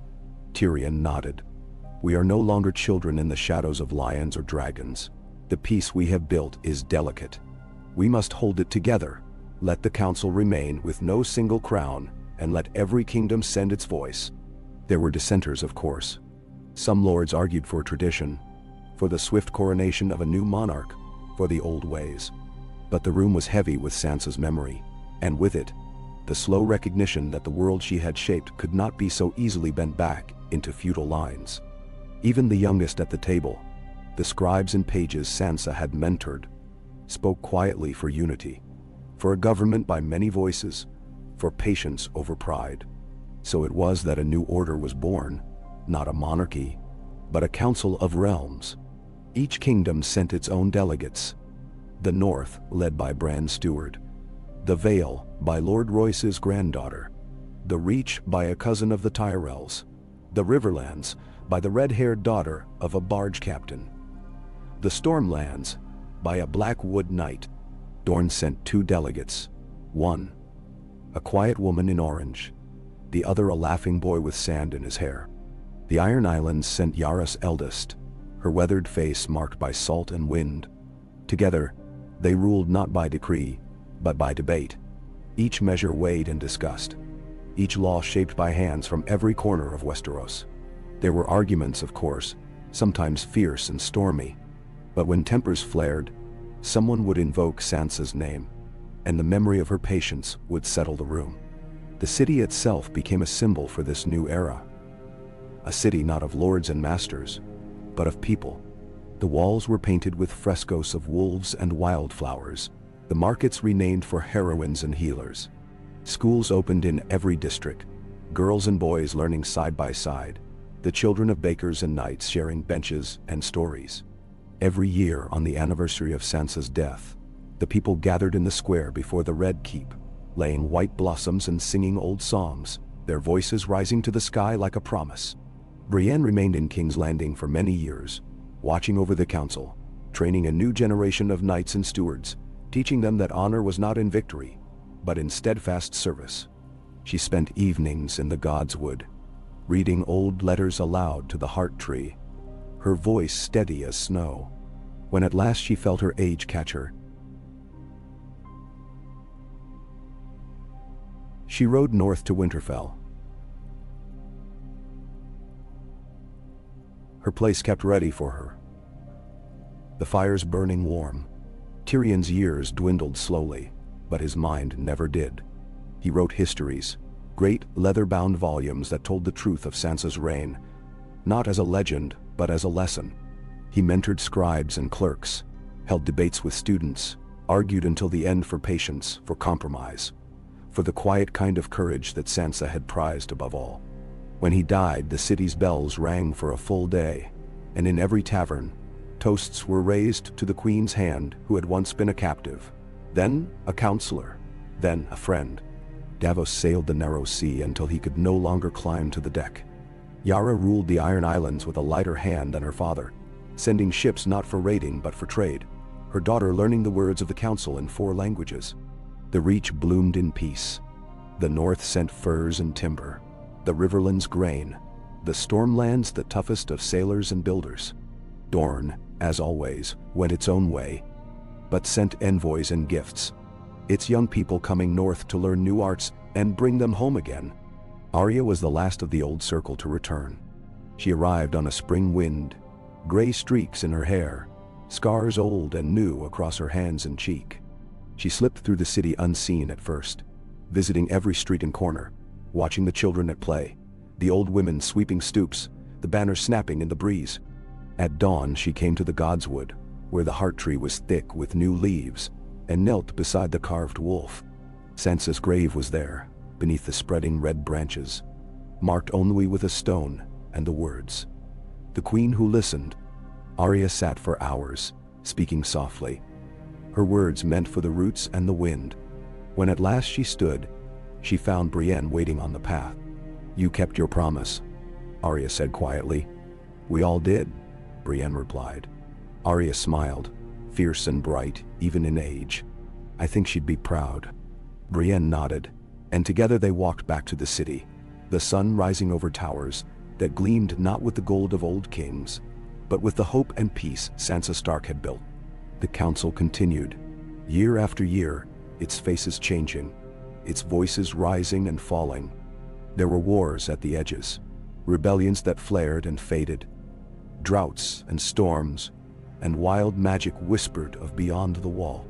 But the heart of the realm endured, a stubborn, hopeful rhythm that could not be stilled. Children grew up with tales of the Wolf Queen, who wore no crown of iron but of memory and mercy. They listened in school to her story, learned to speak their minds and share their burdens, to choose kindness when they could, and to endure when they could not.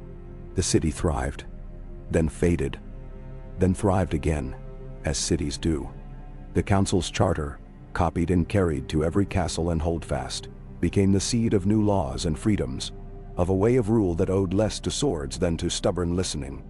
When the winters came, and they always did, people remembered Sansa's words and endured. In the far north, Jon Snow grew old beside the wall, his legend fading into the snow and wind, his letters to the council, few but wise. Bran ruled the north as a memory and a presence, seen more in stories than in council chambers. His name invoked when justice was hard, when truth was hidden. Arya vanished one last time, her fate unknown, but her memory lingering in the tales of girls who ran barefoot through city streets, dreaming of ships and wolves and freedom. In time, no one alive remembered the wars that had once torn the realm apart, only the long peace that followed. The people of Westeros grew strong in their own ways, proud of their city and their council, telling their children that they lived in the age of the wolf and the rose, of the harvest and the hearth. And in the Godswood, beneath the heart tree, the stone marking Sansa Stark's grave grew soft with moss, the letters fading but never quite gone. Each spring, children gathered to lay white blossoms at its roots, and the city fell silent for a moment, remembering the girl who had been queen, the queen who had been a mother, and the mother who had taught them all how to endure and how to listen. So the story lasted, not in banners or crowns, but in the hearts of the people, in the stubborn hope of a city that had once been broken and was now, at last, whole. Decay. Seasons faded and returned. Under the soft reign of the council, Sansa had left behind. King's Landing flourished in ways no one alive could have foreseen. The city's spires and markets reflected not only the triumphs of a long peace, but the hard-won lessons of bitter memory. The bells that once tolled for war now called people to festival and fair. From the stony heights of the Eyrie to the hot gardens of Sunspear, the realm was reshaped by compromise, by debate, by slow, careful healing, a mosaic of many voices rather than the iron stamp of one. The city itself grew and changed. New neighborhoods sprawled outside the old walls, homes of timber and brick, gardens on rooftops, the air sometimes tinged by the sweet smoke of bakeries and foundries. Old Flea Bottom, once a den of thieves and lost children, became a warren of artisans and song. The Wolf Market was filled with laughter and shouts, the stallholders as proud of their fair dealing as their wares. In every square, statues had risen, not of kings or warriors, but of scholars, midwives, builders, figures from the people, For the people, chosen each year by city vote. In the old palace, the council chamber was still round, still open. The walls hung with tapestries showing Sansa and her friends in the first days of the realm's rebirth. The wolf and the lion drinking at the same clear stream. The council changed, as councils do. Time swept the old faces from the table. Brienne, buried with honors in the Godswood at Winterfell, her shield mounted above the gate. Tyrion, his wry smile immortalized in portraiture and story. Davos, who had seen 3 generations come of age and always argued for mercy. Yara, whose ships now sailed far as Old Town and Braavos, her children and grandchildren writing their own ballads. The torch passed to a new, younger assembly. Some were born of noble blood, some not. There was a red-haired girl who'd once begged in the streets, now chief magistrate for the city's courts. A quiet, precise man from the Vale, famed for inventing new water pumps. A Dothraki woman, brought as a ward and grown into a voice for the city's travelers and laborers. Legends, of course, still haunted the realm's edges. Rumors came from the east of Arya Stark, glimpsed in the Jade Sea. Her banner a silver wolf on blue silk. The north grew wild and strange. Stories drifting south of children born with the old magic. Of wolves and ravens answering their call. Of green dreams and hidden groves. No dragons soared over Westeros, but the bones of the past remained, white and silent. A reminder in the crypts beneath the city and the glass cases in the citadel at Old Town. The council met in all seasons, their business never truly ending. The city had grown too complex for easy rule. Famine in the Reach one year, the loss of fishing fleets to a monstrous storm the next. A fever from the east requiring new healers and old remedies. The Riverlands sent up their own grievances, the Iron Islands ever pressed for more trade and less tax. Dorne watched, half amused, half skeptical, but never fully apart. Each challenge was met with debate, with slow decision, with the firm, careful application of Sansa's old lessons. Patience, listening, never haste. There were years when the city's peace seemed threatened. In the north, a charismatic speaker rose among the mountain clans, promising a return to the old ways, the freedom of the blade and the snow. In the Stormlands, a drought ruined 3 harvests, leading to hunger, theft, and unrest. Each time the council responded not with swords, but with envoys and relief wagons, with mediation and the open hearing of grievances. The city's watch grew strong, not from fear, but from the trust of those they protected. Every child, regardless of birth, learned to read and write. Each learned the old stories, but also the new, that it was listening, not war, that made the city endure.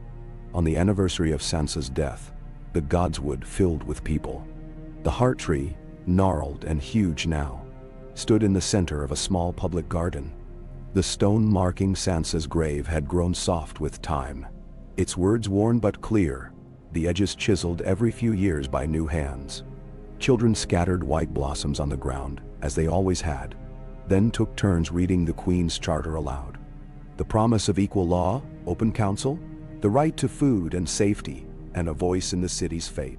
Afterward, in the twilight, old women and young men would share tales, some true, some half-dreamed, of the Wolf Queen who had begun it all.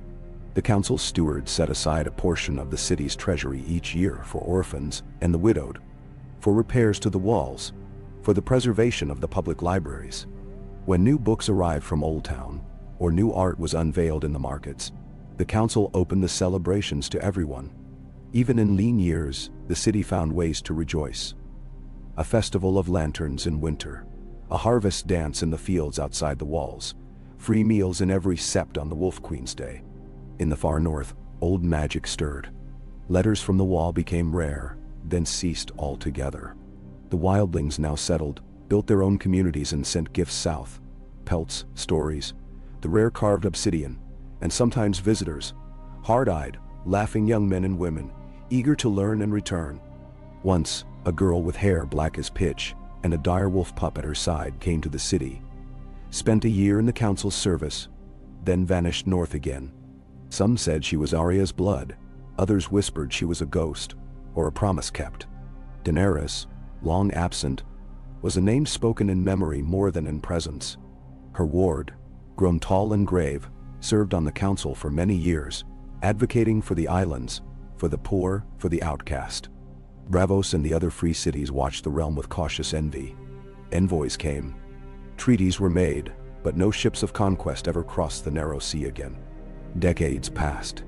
The city's history became a subject in itself. Children learned to draw maps of the realms, old divisions, and new alliances, to recite the laws of the charter, to debate, as their forebears had, how best to balance mercy with justice.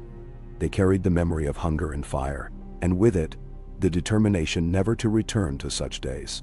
Sometimes, the council would pause in their debates to remember the girl who began it all. They told the story of the red-haired child from the north, who had survived lions and monsters, who had outweighted queens and generals, who had claimed her throne not with sword or fire, but with the long labor of mercy.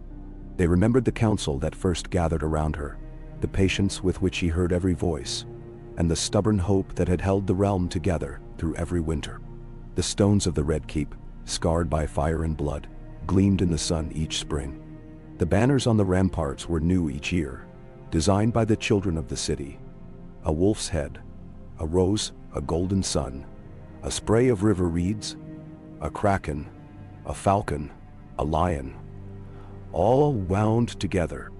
The people no longer lived in fear of a king's mad whim, nor of dragon's shadow, but in the steady knowledge that their voices shaped their world. In old age, some counselors found themselves wandering the godswood in the last light, seeking counsel not from living rulers but from memory and the whisper of leaves. They pressed their hands to the heart tree, and remembered the wolf's quiet patience, the queen's careful hope. In time, even their names faded, but the peace endured, as did the promise that all it took to hold a realm together was the will to listen and the courage to endure. And when the bells of King's Landing rang for the birth of a new child, or the rescue of a lost traveler, or the completion of a new bridge, the people paused, not to remember battles or thrones, but to remember the promise made in the long winter, that there could be a peace that lasted, a city that listened, a world built not for the few, but for all. And so Sansa Stark's story never ended. It lived on in stone and song, in law and laughter, in the stubborn, gentle hope of a realm that, at last, belonged to its people. Okay. Another generation grew up beneath the high red walls of King's Landing, their lives so far removed from war that the old tales sounded like dreams. The city pulsed with life and color. Cobblestones warm underfoot in the mornings, the air rich with the mingled scents of bread, fruit, and sea. Stalls lined the Wolf Market and the Rose Walk, draped with banners depicting not only noble sigils, but the blue of guilds and the green of new schools. It was a city shaped by many hands and many hopes, and in every quiet alley or sunlit courtyard, the memory of the Wolf Queen lingered, never spoken of as a relic, but as something enduring, close as the river breeze. In these days, the council's power was not absolute, but patient. The old houses still held lands and title, but they were first among many, not masters of the city's heart. The north, proud and distant, remained a realm apart, ruled by Bran's kin, gray-eyed, thoughtful, their letters sparse, but always filled with news of wind and snow, of children born strong and silent as wolves. The Vale prospered, the Reach overflowed with wine and poetry, and Dorne, ever the realm of sun and silence, kept its independence and its secrets, sending clever envoys, sharp-witted and sly, to each session. Peace, as always, was hard won. Some years, the Ironborn pressed for more autonomy, for freedom to raid or trade as they pleased. Their ships dotted the harbor at festival times, Yara's legacy in every banner and every bold-eyed sailor's boast. But the council was unafraid of dispute. It met each demand with listening, and, when needed, the firm assertion that the city was no longer the prize of the strong, but the hearth of the many. Children ran in the gardens of the Red Keep, laughing as they played at council, holding mock debates in the grass with borrowed cloaks and sticks for scepters. The city's new schools flourished, girls and boys learning numbers and letters, the history of the Wolf Queen, and, above all, the law of listening. Apprenticeship in any guild or trade was open to all who showed promise. The old divisions, highborn and low, city and country, faith and learning, had softened, never quite erased, but no longer the iron shackles they had once been. There was a time, early in this new generation, when threat did come, not from armies or old houses, but from a clever demagogue who called himself the Sparrow's son. His sermons, sharp and persuasive, accused the council of growing soft and slow, of favoring peace over strength, and of forgetting the gods. For months, he drew crowds in the old square, his words sometimes sparking riots, sometimes winning converts among the restless young. The council's response was cautious, never cruel. They sent envoys to listen, opened public debates in the squares, and offered the Sparrow's son a place in the council itself. When he refused and tried to seize a granary by force, the city watch, led by Brienne's successor, a woman named Gwyn with arms like tree boughs, arrested him without bloodshed, granting him a public trial. He was given the chance to speak before all, his grievances heard in full. And when he was sentenced to labor rebuilding the burnt granary, many of his followers returned to the fold, seeing that the law was fair, not vengeful. The unrest faded, not in fire, but in the slow, sure return of trust. It was in those days that the city began its greatest building, an aqueduct from the Blackwater, miles of clean water flowing to every home, bathhouse, and market. The project employed thousands, overseen by a counselor whose mother had once cleaned floors in the old palace. The work was hard and sometimes halted by dispute, but each delay brought not violence, but negotiation. Wages adjusted, grievances heard, safety improved. When the aqueduct was finished, a festival filled the city with music and lanterns, every child allowed to toss a flower into the rushing water, their voices echoing with laughter beneath the new stone arches. Legends persisted at the edge of the realm. Wildlings came south, with rare furs and stories of a woman with a direwolf, dark-haired and ageless, who passed through villages like a whisper.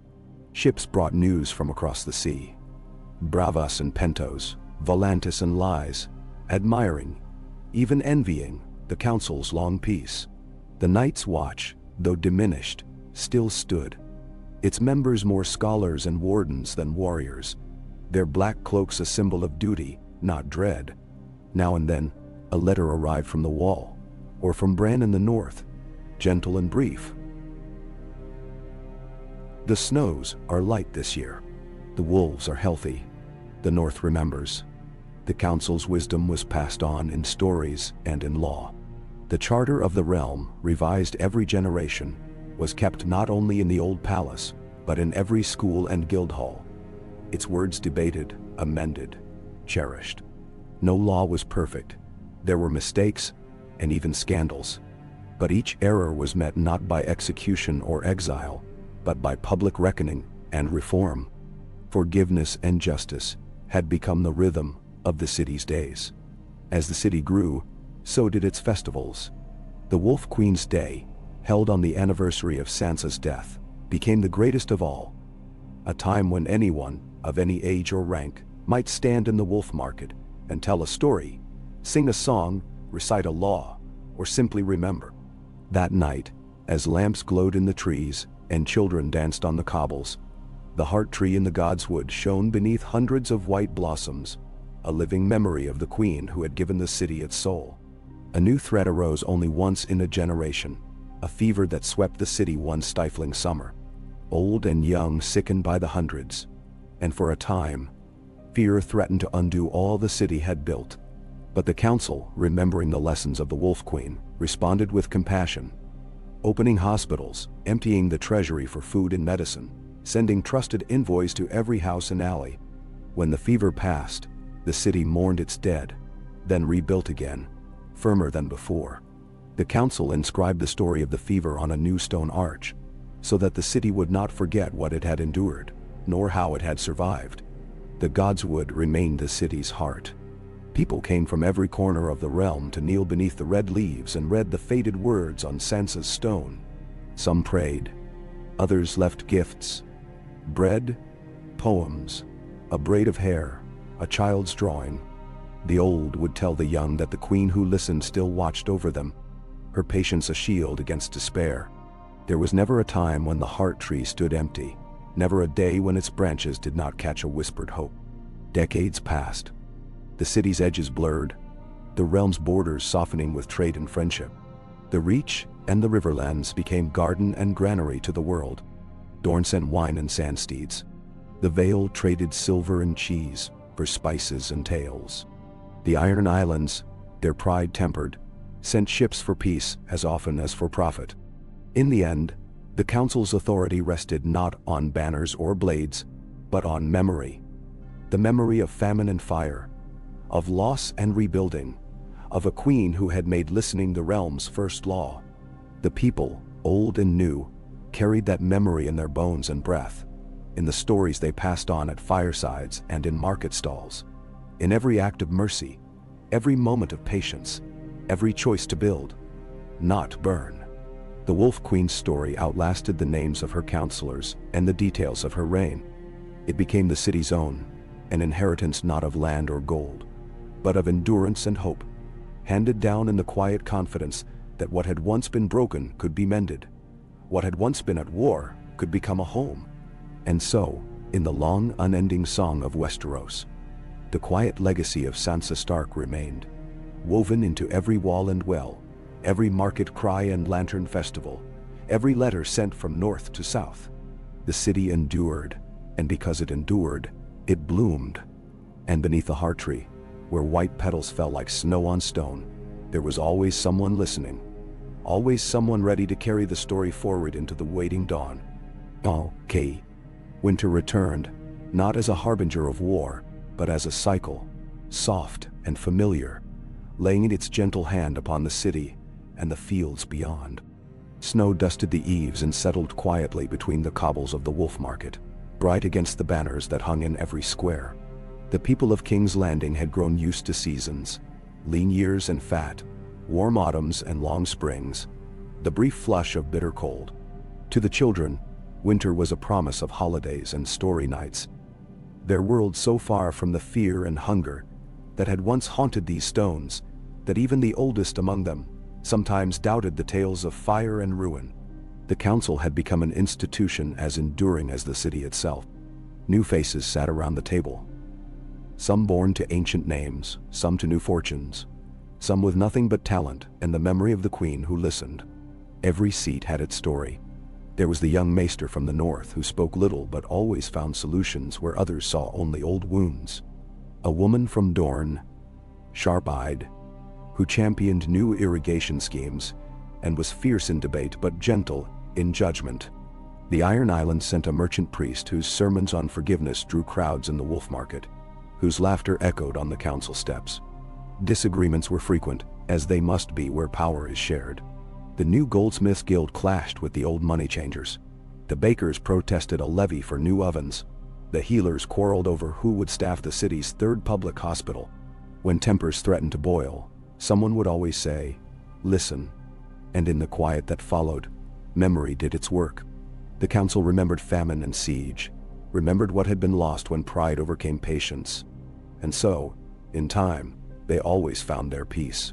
The city's calendar had filled with festivals, many of them invented in living memory.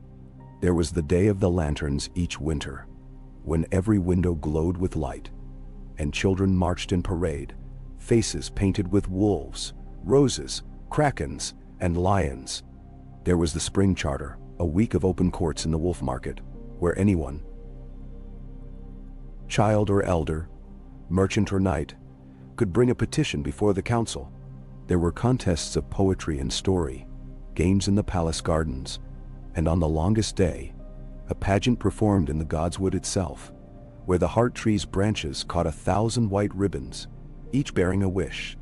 In those years, the city's children knew the council as something almost familial, a group of aunts and uncles, ever-changing, sometimes stern, but always listening. The girls who grew up bold and unafraid in the city's streets called themselves Wolf Sisters, daring each other to run faster, to climb higher, to learn the secret ways of the palace and the harbor. Boys practiced debate in the taverns, taking turns as counselors, each hoping to win the title of Young Justice at the end of the year. The city's schools and orphanages, once poor and crowded, had become places of pride. The teachers were drawn from every corner of Westeros. Northmen with their soft vowels and hard lessons, Reachmen with gardens and music, sailors from the Iron Islands teaching children to swim and read the sky. Trade flourished, and with it, the city changed again. Ships from the east brought silks and rare woods, but also new ideas, guilds for inventors, a school for healers from beyond the narrow sea, a festival of lights said to have begun in Bravos. The market streets rang with 100 languages, and it was said that a man could buy a story in any tongue if he lingered long enough. No longer the seat of a single ruler, the city became a crossroads for all the world. Its stones worn smooth by generations of hopeful feet. It was not always easy. Famine struck the Riverlands one year, a blight blackening the wheat before harvest. The council voted emergency rations. The city's granaries opened, and for a time, bread grew scarce and tempers ran hot. But the hardship was shared. Councillors went without, as did merchants, and even the palace kitchens. The city endured, and when the Riverlands recovered, they sent back more than thanks. New grain, new songs, new craftsmen eager to build in the peace that Sansa's council had preserved. A sickness crept from the south one autumn, a fever that laid low young and old alike. The council met daily, opening new wards, urging patience, never closing the city's gates to the desperate or the sick. A few died, but many more were saved. And when the fever passed, the bells rang for the healers as much as for the dead. The city painted murals in the markets to remember those days. White wolves, red roses, and blue rivers twining together. Stories of Arya Stark still drifted in with each caravan from the north. A rider seen in the snowbound villages, a blade flashing beneath a northern moon, a smile behind a hood at the edge of the world. Sometimes, a letter arrived in an unknown hand, short, mischievous, always ending with the words, "The pack survives." In the city's taverns, girls told stories of Arya, slipping away on wolf's feet, teaching them not just to fight but to endure and forgive. Far to the north, Bran's descendants ruled quietly, sending news and advice, sometimes a letter of warning when a harsh winter threatened, sometimes a poem about the stars. The north remained proud, its people more loyal to their own than to any southern city. But when help was needed, ships from White Harbor always arrived, the holds filled with fish and furs and wild laughter. The Wolf Queen's grave beneath the heart tree remained the city's true heart. Every year, at the winter festival, the youngest child in the orphanage was chosen to lay the first white flower on the stone. It was a moment of silence, hope, and renewal, watched by counselors, merchants, and beggars alike. In the evenings, lovers and friends gathered to share secrets beneath the red leaves, believing, some only half in jest, that Sansa still listened and whispered her blessing in the wind. The city's memory stretched further than its walls. When a new port opened on the Bay of Seals, the council sent artisans to help build, their expertise a gift rather than a claim. A dispute in the Vale was settled not by swords, but by a delegation of city children, chosen for their skill in debate and their habit of listening more than they spoke. The old blood feuds with Dorne softened into rivalry and laughter. Their festivals now celebrated together, the Red Keep's kitchens smelling of lemons and cinnamon in the heat of summer. In quiet hours, the council sometimes felt Sansa's presence, a hush before a decision, a stubborn silence when tempers ran too high, a sense of calm in the city at dusk. The older counselors, those who remembered the end of the old wars, taught the younger ones patience, the importance of waiting, of refusing the easy solution. Forgiveness was a lesson repeated as often as law. Compassion learned alongside history. Each generation added to the charter, debating every word, each change carefully recorded and explained. It became the city's book of memory, a living, growing thing, marked by the hands of counselors, teachers, and even children. Some nights, when the city was quiet, a group would gather in the palace library to read the charter aloud, laughing and arguing, honoring the promise that no law was beyond amendment, no voice unworthy of hearing. In the end, the city's greatest triumph was not its walls, nor its festivals, nor its wealth, but the simple, enduring fact of its unity. It endured hunger, sickness, fear, and grief. not because it was spared them, but because it shared them. The memory of the Wolf Queen was its anchor, her patience and hope woven into every stone, every story, every act of courage or kindness. When the next hard winter finally came, people met it not with dread, but with preparation and care.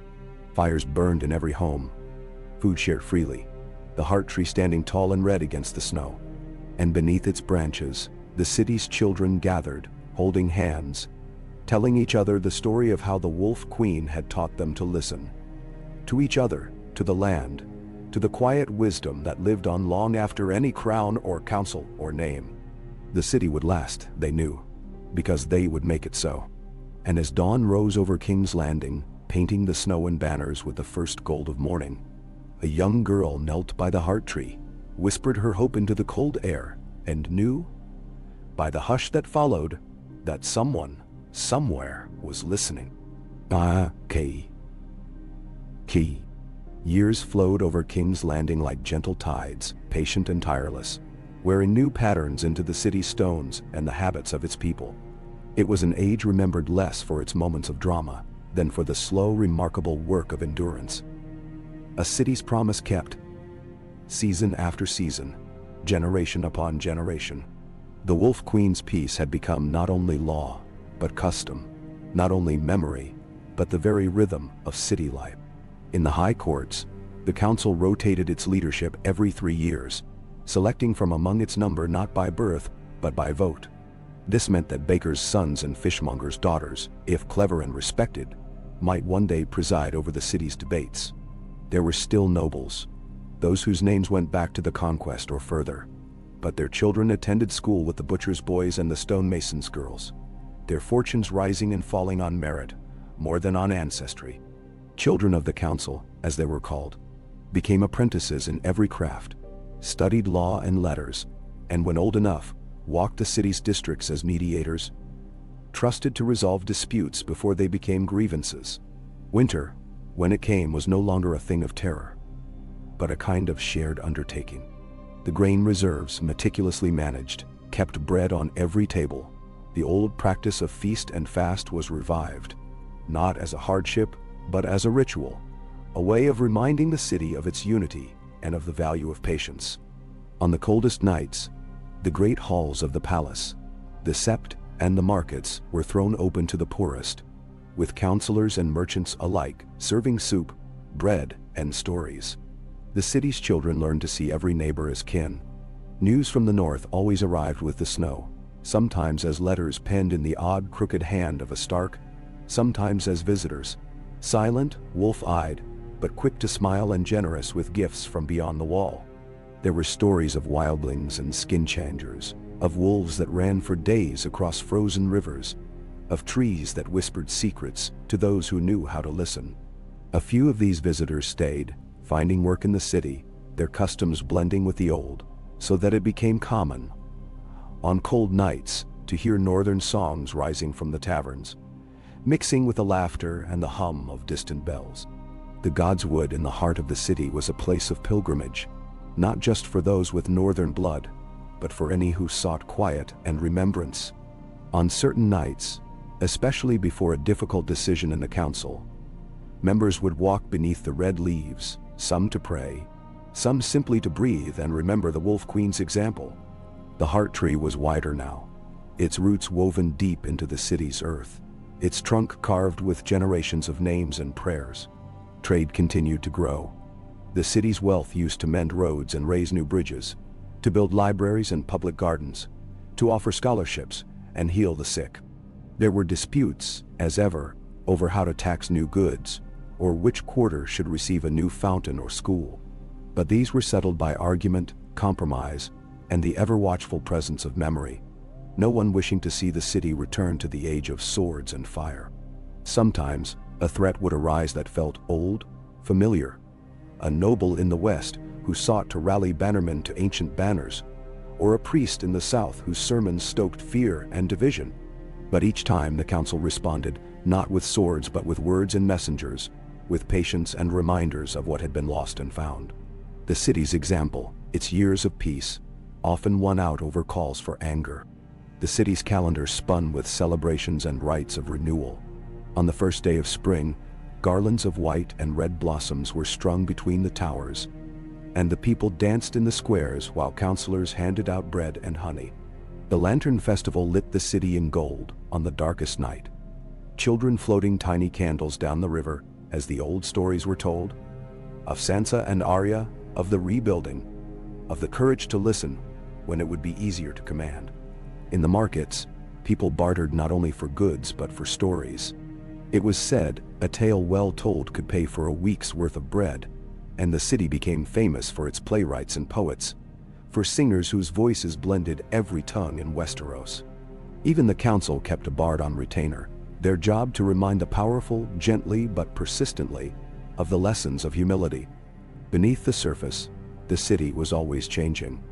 New machines, inspired by the maesters and inventors, brought clean water to every house, and the city watch patrolled not in fear, but with the respect of those they protected. The children of immigrants grew up side by side with those of old families, blending customs until a new patient culture emerged, one that valued listening above all things. The council's charter became a living document, revised with each new challenge, debated line by line in open forum. Each generation left its mark. New rights for apprentices, laws to protect those who traveled from distant lands, rules that governed the use of the city's common spaces and the distribution of aid during lean years. Each edition was inscribed in both the palace and the marketplace, so that all might know and debate the laws they lived by. With age, the city seemed to move both slower and deeper. Its festivals were longer, its rituals more inclusive, its disputes less bloody. No single ruler emerged to break the council's hold.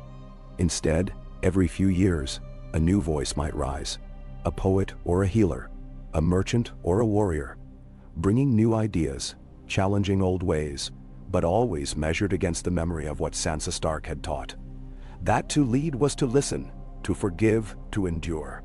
Some nights, the counselors sat together long after their business was done, sharing wine or tea as the lamps burned low. They spoke of the past, of the years when kings and queens played at war, when the city's fate hung on a blade. They wondered what Sansa herself would make of the city now, if she would see her vision kept or betrayed. They wondered at the power of memory, at the magic of endurance, at the slow, deliberate transformation that had outlasted every fire and storm.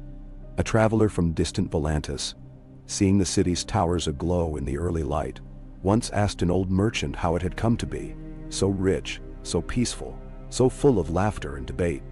The merchant only smiled and replied, "A queen taught us to listen, and we learned at last not to forget." On the Wolf Queen's day, the godswood filled with people of every kind, merchants, orphans, knights, sailors, the wise and the weary. Stories were told, songs sung, the charter read aloud in the many accents of the city. Children laid their hands on the old stone and whispered their wishes, the roots of the heart tree drinking every hope and every vow. In that long, gentle peace, the people of King's Landing learned to trust the slow work of years, the power of small mercies, the healing that comes when a city remembers.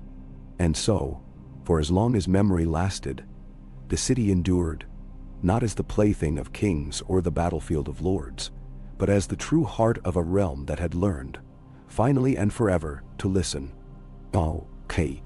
Another spring opened over King's Landing, bright as any the city had ever known, the dawn haze thinning over 1,000 red roofs as market bells rang in the Wolf Square, and barges nosed through the sparkling current below the old palace. The city had weathered another winter, not unscarred. No winter was, but still together, still humming with that unmistakable current of unity and resolve. Even the earliest sunlight touched the stones of the Red Keep, and the weathered towers of the old walls, as if in benediction. There was a feeling among the people, almost superstition, that as long as the godswood stood, and the council sat in open session, no darkness could settle long on their city. By this time, the council was a chorus of many accents and colors, some of the faces marked by deep lines, some by the clear eyes of youth. From the Reach, a gentle-spoken scribe whose family once tilled Tyrell fields. From the north, a woman called Gilly White, kin to wildlings and Starks, a bridge between worlds. Dorne's envoy was a poet, quick with a joke and a sharper retort. The Iron Islands sent a one-handed woman sailor, stern but fair, who sometimes whistled old Reaver songs as she entered council. The faith was present, sometimes in the person of a septa, sometimes a silent brother, more often a clever laywoman from the city's lower quarters. And always there was a chair for the city's own, chosen by vote each Wolf Queen's day, often an orphan grown to wisdom or a market child grown to learning. At the heart of the council's chambers hung the tapestry that showed the founding. The Wolf Queen's red hair, the gentle lion at her side, the circle of banners and the rising sun behind. It was faded now, its threads cared for and repaired a dozen times, but its meaning had never dulled. Every new member placed a hand upon the hem their first morning, repeating the words passed down through decades. In memory, mercy, and endurance, I take my seat. The council's work was not grand, nor often swift, but it was constant and vital. This spring's storms had burst riverbanks from Maidenpool to Hayford, flooding fields and swelling the Blackwater with silt and debris. The city granaries had food for 2 years, but still the threat of hunger stalked the poorest. There were anxious faces at the doors of the council. Farmers from the outer districts, mothers with hollow cheeks, fishermen who spoke of lost boats and spoiled nets. The council debated for days, weighing how much to draw from the city's reserves, how soon the road crews could be spared from repairing dikes, which quarter would host the public kitchens. Patience and listening did their work. In the end, a plan was agreed. Food rationed, work shared, and the Wolf Market's festival redirected to feed the hungry rather than adorn the city in silken song. No one was turned away from the kitchens. The city's wealthiest lent their carts to haul food, and guildsmen rolled up their sleeves to serve. Children were fed first, then the aged, then all others in turn. The city had learned, by long trial, that survival was a communal labor. This was Sansa's legacy more than any banner or law. The reflex to gather, to listen, to feed and heal before pride or profit. There were still voices of dissent. A group of wealthy traders, angered by the loss of festival profits, tried to rouse a protest in the Gold Street. They spoke of old days, of lords and kings, of the rights of wealth. But the people listened, weighed the words, and in the end, the voices faded, outnumbered by the simple will to endure, to put hunger before pageantry, people before gold. One evening, a stranger arrived at the city gates, a dark-eyed man in northern furs, with scars on his hands and a long battered harp slung across his back. He played for his supper in the Wolf Market, singing old songs of the north and wildling ballads never before heard in the south. Children flocked to him, beggars found reason to smile, and the oldest of the city's councillors invited him to play before the heart tree at dusk. His songs spoke of snow and the wild hunt, of sisters who became wolves and queens, of journeys far and friendships that survived every distance. Many wept, more remembered. The next morning he was gone, vanished with the mists, leaving only the echo of his music and a new refrain among the children's games. The pack endures. As summer deepened, the city's scholars completed their greatest work yet, a library built beside the Godswood, open to every child and visitor, its shelves lined with histories, songs, and the ever-growing charter of the realm. Each counselor wrote a page for the new year, adding their name, a lesson learned, a hope for the future. The book was kept on a dais beneath the heart tree, the red leaves flickering in the library's high windows. In times of doubt or dispute, the people came to read those pages, some with stories of heartbreak, others with quiet triumphs, all with a sense of belonging to a story larger than themselves. That year, as every year, the Wolf Queen's Day was celebrated in the Wolf Market and the Godswood. Children paraded in cloaks, sewn with gray and red. Some painted as lions, krakens, or falcons, others as plain city mice or clever crows. The city's best cooks fed all comers with bread, roasted lamb, and sweet cream. The council sat in open session, inviting every voice to be heard. No petition too small, no question too foolish. At sunset, the first orphan, her hair as wild and dark as Arya's in the old tales, laid the white flower on Sansa's stone, and the city fell into a deep, warm hush. That evening, a counselor, once an orphan, now a grandmother, told the children gathered at her feet of the days when kings sat alone in high towers, when power was a sword, and peace was only the pause between wars. She spoke of Sansa Stark, the Wolf Queen, who had learned to listen and to endure, and who had taught the city to do the same. The story was old, and the children restless. But as the fireflies danced among the red leaves, not one left their place, and even the counselors listened as if hearing it for the first time. Autumn brought travelers from across the narrow sea, merchants from Bravos and the Summer Isles, a healer from Old Town seeking rare herbs in the city's gardens. Some stayed, drawn by the city's order and its freedom. A few brought new disputes, a merchant's claim to a warehouse, a poet's grievance against a noble's slight. These matters were heard in the council and in the courts, settled not by bribes or threats, but by the slow public work of law. Every decision written down and explained, every wrong met with remedy, not revenge. There were moments of fear, as there must be in any living city. A fire in the rope walk nearly spread to the palace, only stopped by the quick work of the city watch and the bucket lines formed by the people. A fever struck the western districts, but healers and counselors alike went house to house, bringing bread and potions, and the sick recovered without panic. Each challenge was met as a city, every scar a lesson, every loss a memory renewed. As years slipped by, new faces took their place on the council. The wildling maester became a teacher. The Dornish poet retired to write her memoirs. The sailor from the Iron Islands left her post to train the next fleet master. Their places were filled by the sons and daughters of laborers and fishers, scribes and minstrels, each sworn to the charter, each trained to listen before ruling. The city grew not only in numbers, but in patience, the long discipline of peace and mercy, now as natural as breath. Some evenings, when the wind was just right, the counselors met in the godswood after session, their voices low, laughter rising beneath the rustle of the heart tree. They shared stories not only of the past, but of dreams for the city's future, plans for new roads, new schools, new festivals. In those hours, with the lanterns glowing and the roots of the heart tree deep beneath their feet, they felt as close as family, bound not by blood or conquest, but by the promise made on Sansa's grave, that they would listen, endure, and care for the city as their own. As the first frost silvered the rooftops, the wolf market filled with traders and singers, the air alive with rumor and song, the council sat late into the night, revising the charter by lantern light. Each change debated, weighed, and finally inscribed in careful, plain language. The children of the city learned these words by heart, as once they had learned prayers or battle songs. So the story of Sansa Stark's legacy carried on, quietly, stubbornly. A city's vow renewed each season by the acts of listening, patience, and hope.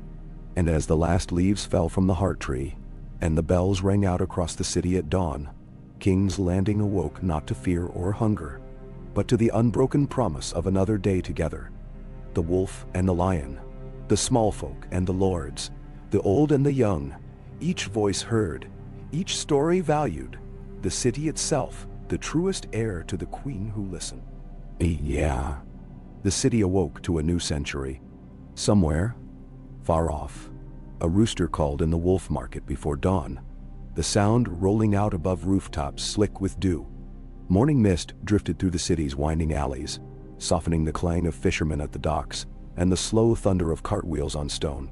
King's Landing was larger than ever, sprawling well beyond the ancient walls, its neighborhoods a patchwork of new towers, bustling shops, river gardens, and winding lanes so old their stones were worn smooth as the palm of a hand. The heart of the city, as always, was the godswood. By now, its red leaves had fallen and regrown 100 times, its white bark carved with more initials and prayers than anyone could count. The stone that marked the Wolf Queen's resting place had softened around the edges, almost indistinct beneath centuries of children's hands and spring offerings of white flowers. Still, each morning, the first visitor to the godswood. Old, young, rich, poor, knelt there in quiet, the city's day beginning in memory and hope. The council had grown too, a body both more complex and more necessary than in the years after Sansa's reign. Its chamber was bigger, built where the old stables once stood, with great windows facing river and sky. The round table was now a mosaic, blue and green and gold and red, showing the wolf, the lion, the falcon, the kraken, and all the symbols of the realm, woven into a single unbroken ring. Above them, on festival days, hung banners painted by the children of every district, the sigils of old houses, mixing with images of ships, wheat, hammers, loaves, and stars. Each year, at the spring equinox, the council's new members placed a hand on the charter and swore the same oath Sansa had once written. To listen first, to endure always, and to rule with the patience of memory. The councillors came from every quarter, the great houses, yes, but also the market lanes and riverside, the guild halls and the barracks, the shipyards and the temples. Some were young and loud, eager to prove themselves. Others had the quiet certainty that only comes with years and loss. Disputes were heard in public, decisions recorded for all to see. Even when tempers flared, the process remained. No law was made in secret, no voice ignored. Peace, by now, was more than habit. It had become tradition, but it was not taken for granted. There were still lean years, bad harvests, ships lost to storms, outbreaks of illness in the lower city. Once, a brief fever swept through the children of the docks, emptying the schools and shuttering the market for a fortnight. The city did what it had always done. Food was distributed, healers summoned, and the councillors took shifts, carrying medicine and supplies to every home. There was grief, but never despair, for the city remembered it had come through worse and would again. Still, not all was easy. The city's wealth had attracted envy and ambition. Merchants from the east tried to buy whole blocks of the port, sparking a debate that lasted all summer: how to welcome new trade while protecting the city's poorest from being driven out. The council split, the market folk massed in the squares, and for a tense fortnight, it seemed a return to old strife was possible. But at the Charter Assembly, with the godswood packed, and the old stone of Sansa's grave heaped with fresh flowers, the councillors listened, and the oldest among them, whose father had known the Wolf Queen herself,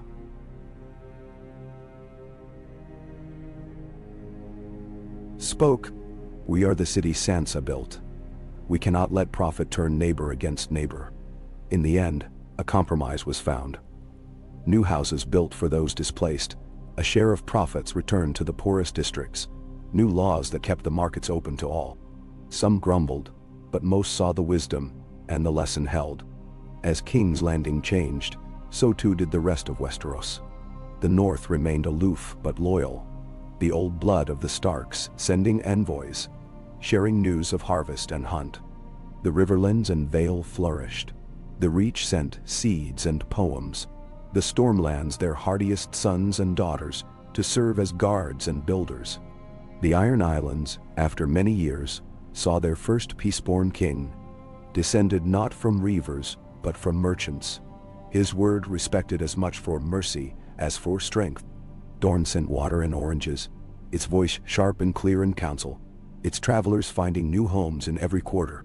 Beyond the narrow sea, the free cities marveled at the city's law and prosperity. Braavos sent envoys each year, Lys and Tyrosh followed, and even distant Korth sent a gift, an intricate globe of crystal, set with the names of every district of King's Landing. The world, once so large and full of enemies, now seemed smaller, bound together by trade and shared hope. It was in this era that the city's children became its heart. The schools, open to all, taught not only reading and numbers, but the art of listening, the story of Sansa and the council, and the lesson of mercy. At the Charter Festival, children of every background, rich and poor, noble and small folk, took the dais in Wolf Square to recite the laws and tell their dreams for the future. Their voices were recorded, their words woven into the charter for the coming year. One child, the daughter of a blacksmith and a healer, stood before the council and spoke of her wish for clean water in every alley. The council listened, weighed the costs, and within a year new fountains and pipes were built, marked with her name and the year. Another child wished for more music in the markets, and so a program of public bards began, filling the city's days with song. Each wish was heard, each child's hope treated as the spark of change. Old tales still lingered in the shadows. Stories of Arya, the wolf sister, wandering distant lands, her face glimpsed in a Braavosi alley or a shadowed inn in the neck. Some claim to have seen her by moonlight in the Godswood, smiling beneath the red leaves, a whisper of Sansa's promise made flesh. The children traded such tales, weaving them with their own games, making legends anew. In the wolf market, where Sansa's banner still hung every charter day, a new stone was laid, a mosaic showing a circle of hands, small and large, light and dark, clasped around the image of the heart tree.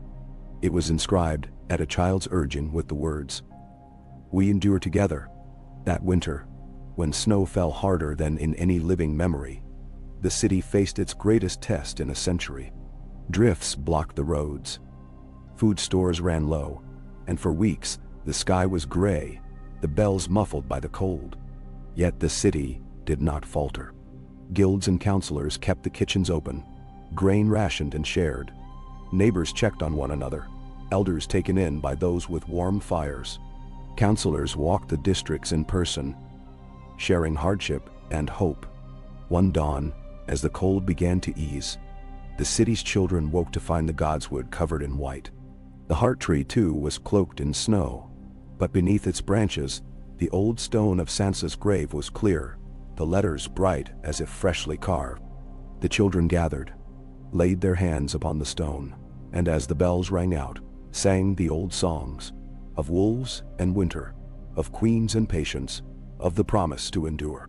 As the thaw set in and the city's markets filled with color once more, people told stories of that hard winter for years to come, not as a time of want, but as a time when Sansa's city had proven itself again, as a family made of many voices, many hands. The legacy of the queen who listened was not only peace, but the ability to meet the darkest night with hope, to greet every spring as a new beginning. So King's Landing stood, stronger than stone or memory, a city always remade in the slow work of listening, forgiving, enduring.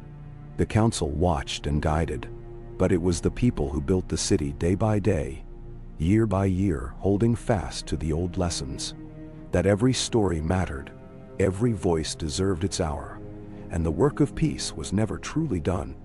Each dawn, the sun touched the heart tree, the banners, the bells, and the children playing in the wolf market, each in their way, the living heirs of the Wolf Queen, and of the city that would always remember her.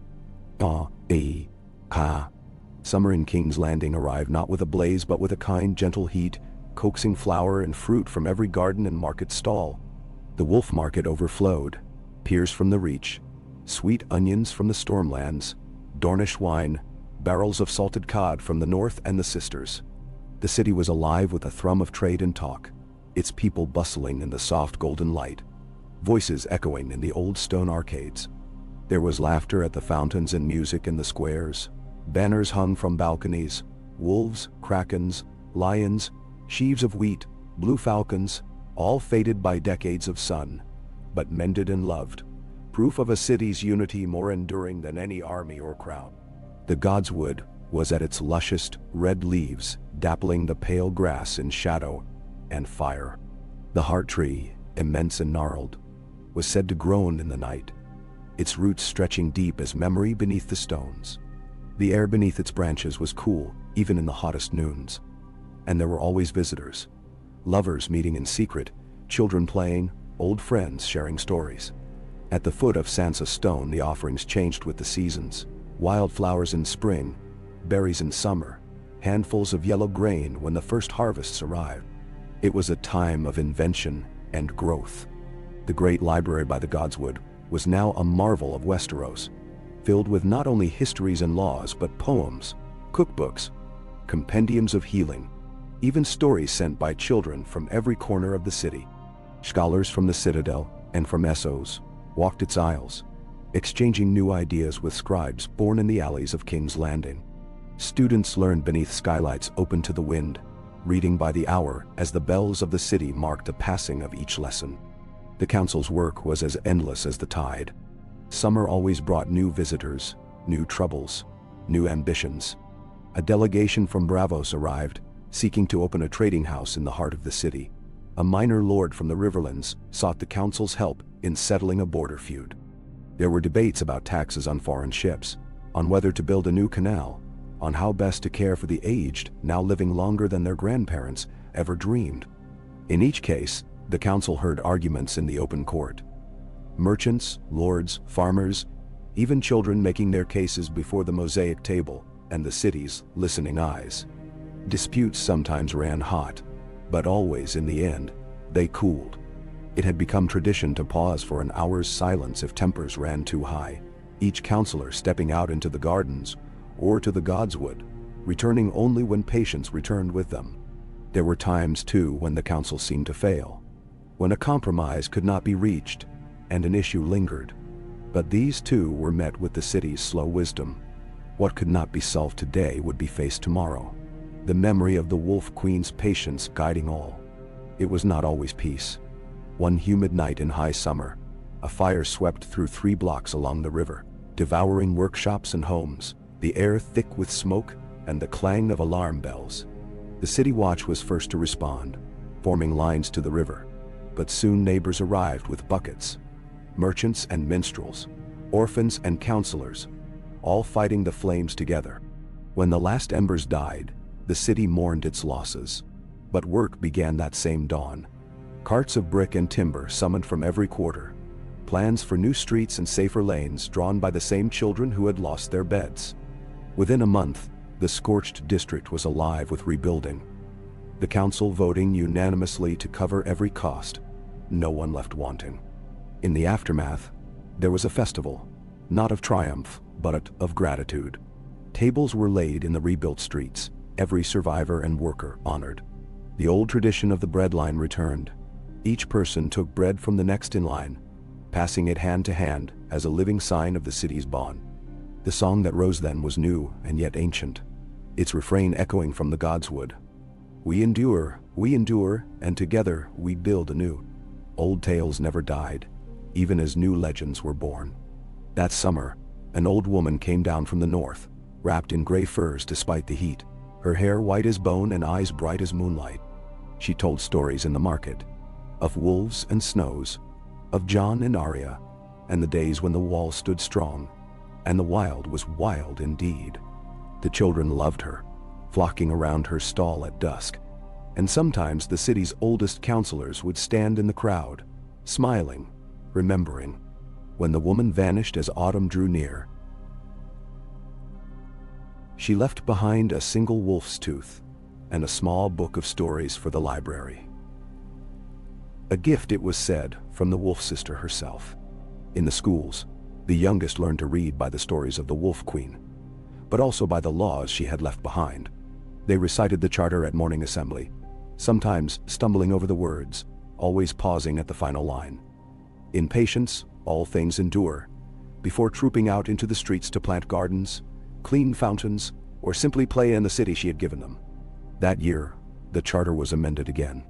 The new law provided for sick houses in every district, staffed by healers trained not only in herbs and leeches, but in the new sciences brought from Old Town and beyond. The councilors voted for the measure in the open square, the bells of the city pealing as the law was read aloud in every market and street. Scribes carried copies to the walls of every inn, school, and guild, and the people spoke with pride of living in a city where care for the sick was a right, not a favor.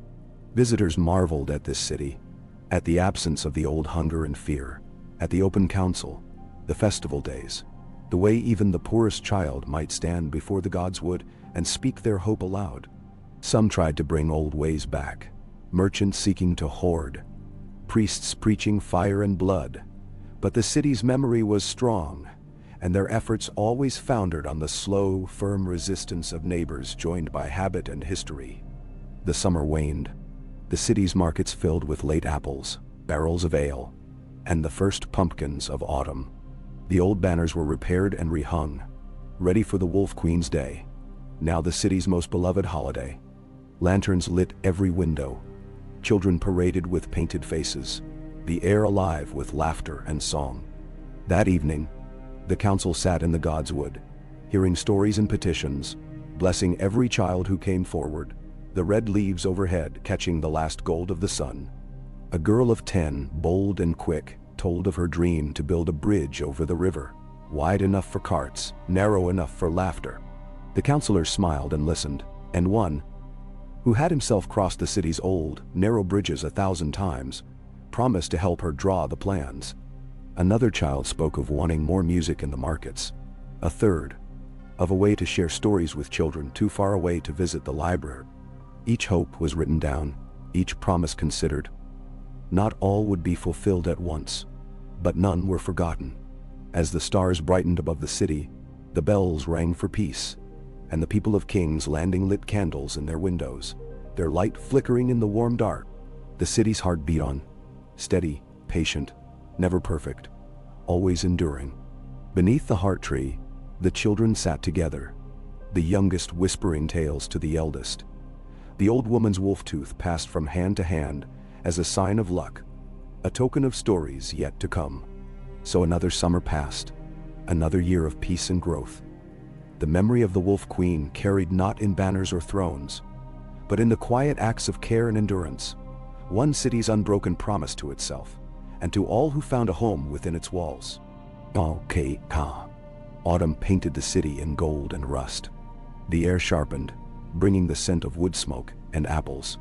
Beneath the God's Wood, the red leaves fell thickly, swirling about the old stone where Sansa Stark's name remained etched, pale and indelible, in the weathered granite. The story of her reign had passed from memory to legend, yet the rhythm of the city was still shaped by her legacy, felt in the slow, patient pulse of every council session and the daily acts of mercy that kept the old peace alive. With the first winds, the harvest wagons rumbled down from the fields and orchards, their wheels creaking under bushels of turnips and sacks of barley, baskets of late peaches and nuts. The wolf market glowed with color. The bakers' stalls grew crowded as the morning progressed, steam rising from rows of rye loaves and honeyed tarts. Apprentices, fresh from the schools, sang songs learned from the old ballads as they swept and stacked, proud to be part of the city's pulse. The city's council, ever renewing itself, welcomed new voices that autumn. A quiet boy from the rookery, barely older than a page, was appointed by public acclamation after he rescued 3 children during the summer fire. A tall woman from Dorne, a healer with quick hands and a quicker laugh, came to represent the city's southern quarter, her wisdom forged in years of tending wounds and hearts. From the Iron Islands came a trader's daughter, clever at sums, who had earned her place by rooting out a ring of thieves threatening the docks. The mosaic roundtable shone with every session, reflecting faces of every shade and age, every accent, every ambition. Debates swirled about water rights, the rebuilding of the Ropuwalk after the fire, the need for a new school near the river's bend. They considered a request for a citywide tournament, an old custom, but one the council feared might encourage rivalries rather than unity. The people were divided, and so, by tradition, the council sent word that all voices were to be heard. For a fortnight, the city hummed with discussion. Should the games return, or was the city's peace too precious for such tests? In the end, the solution was as old as Sansa's reign, a compromise shaped by listening and patience. The council voted for games, but of a new sort, open to all, not only knights or noble sons, with contests of wit and music, as well as strength and speed. The festival began with a race along the city's winding streets, children and elders alike laughing as they dashed through ribbons and streamers, market folk cheering. There was wrestling in the square, a contest of riddles beneath the heart tree, a baking contest in which the best pie was awarded a place of honor at the council's table for a week. These games brought laughter, but also reminded the city of its unity.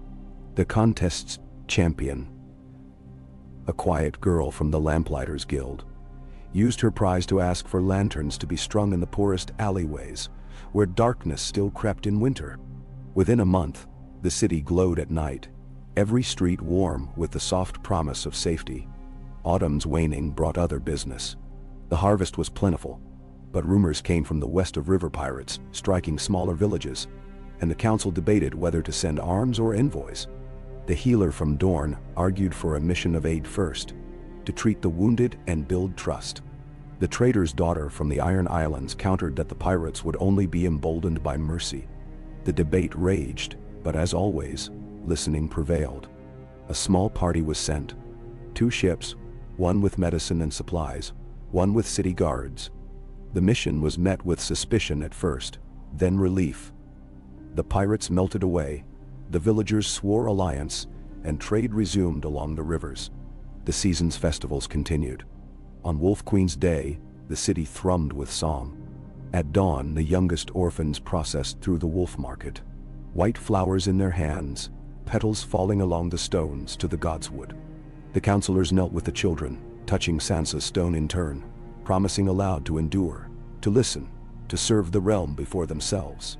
The city's charter was read in the square, its words echoing over rooftops and out into the autumn sky. In the evenings, bonfires flickered along the riverbanks, music winding through the crisp air. The old songs were sung, of Sansa, Arya, Jon, of wildlings and maids, of the long night and the first dawn of peace.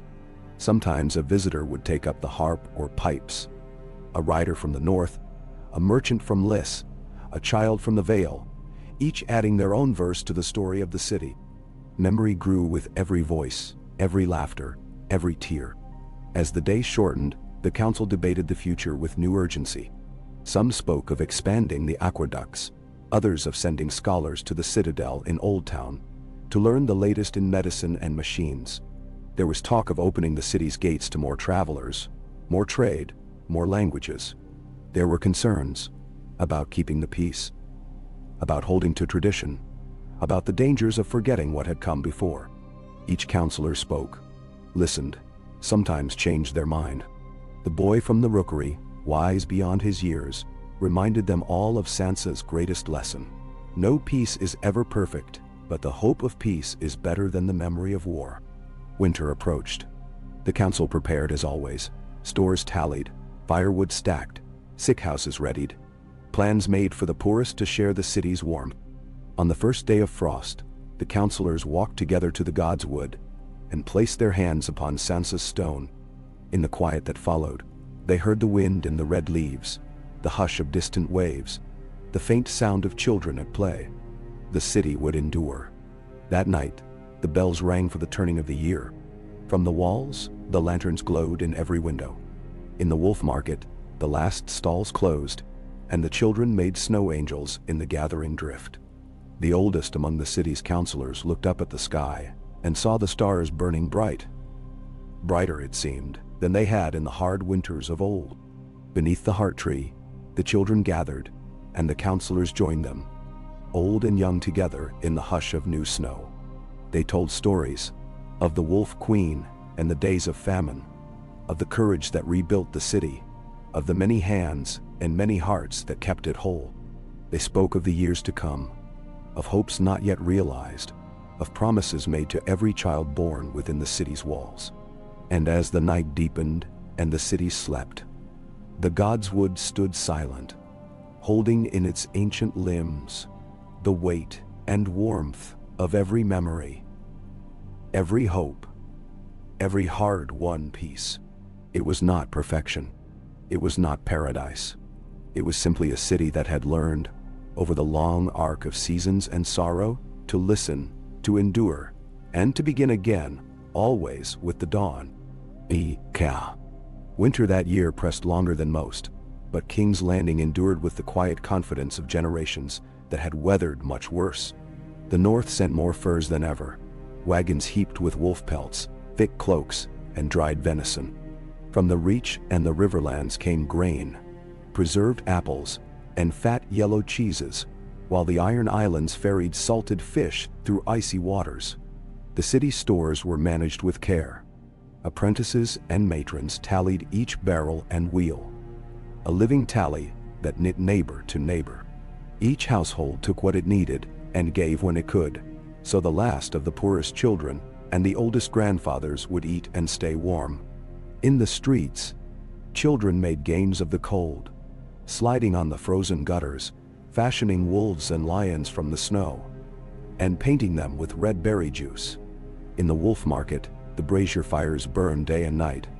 The old city bells, whose ringing had once sounded alarms, now marked the hours when the soup kitchens opened, or the public baths were heated. There was always someone with a pot of stew, a crust of bread, a patient story, or a tune on the old bone pipes. The godswood stood deep and still beneath the weight of frost, the heart tree's limbs dusted with snow, its roots warm beneath a blanket of offerings, woven scarves, painted stones, and the ever-present white flowers. The counselors, swathed in heavy cloaks, came each week to lay their hands on Sansa's stone before the long sessions. They'd inherited not only her peace but her endurance, the knowledge that hope, like spring, returns if you tend to it. The council was an ever-evolving circle. This year, a stonemason's daughter led the debates on public works. The Iron Islands envoy was a weathered man with one eye and a fondness for riddles. A reachman, once a steward, had become the master of stores, his ledgers always neat. There was a boy from Dorne, sharp, sun-browned, eager to learn, who sat silent for his first months, then spoke with sudden, moving eloquence when the issue of new schools for the city's poorest was raised. They listened, as always, letting every voice shape the policy that would send books and tutors into the winding alleys. The library by the Godswood had become the city's second heart. Its doors never closed. The old and cold spent afternoons there, reading histories and the letters of Sansa's time. The young sprawled on rugs and benches, learning their letters from stories of wolves, ships, dragons, and dreams. The librarian, a woman from the Stormlands, gentle but with a voice that could silence a hall, had started a tradition. Every week, a different child would ring the library bell to open story hour, then choose a book for the group. It was an honor every child treasured. Disputes, of course, still arose. A row in the rope walk over the right to mend nets. A question of inheritance when a Bravasi merchant died, leaving his thriving inn to 3 children born of 3 mothers, all unwed. The council heard every case in public, precedent and law weighed by the charter, but never unmoved by the stories of those who stood before them. Some judgments set new rules. A portion of every major inn's profits was set aside for the city's poor. The children of mixed heritage gained rights of inheritance, enshrined in the charter after a long and impassioned debate. As the cold reached its deepest, word came of a sickness in the villages upriver. Cough and fever, more deadly for the old and very young. The council dispatched healers and supplies, then opened extra sick beds in the city's southern wards.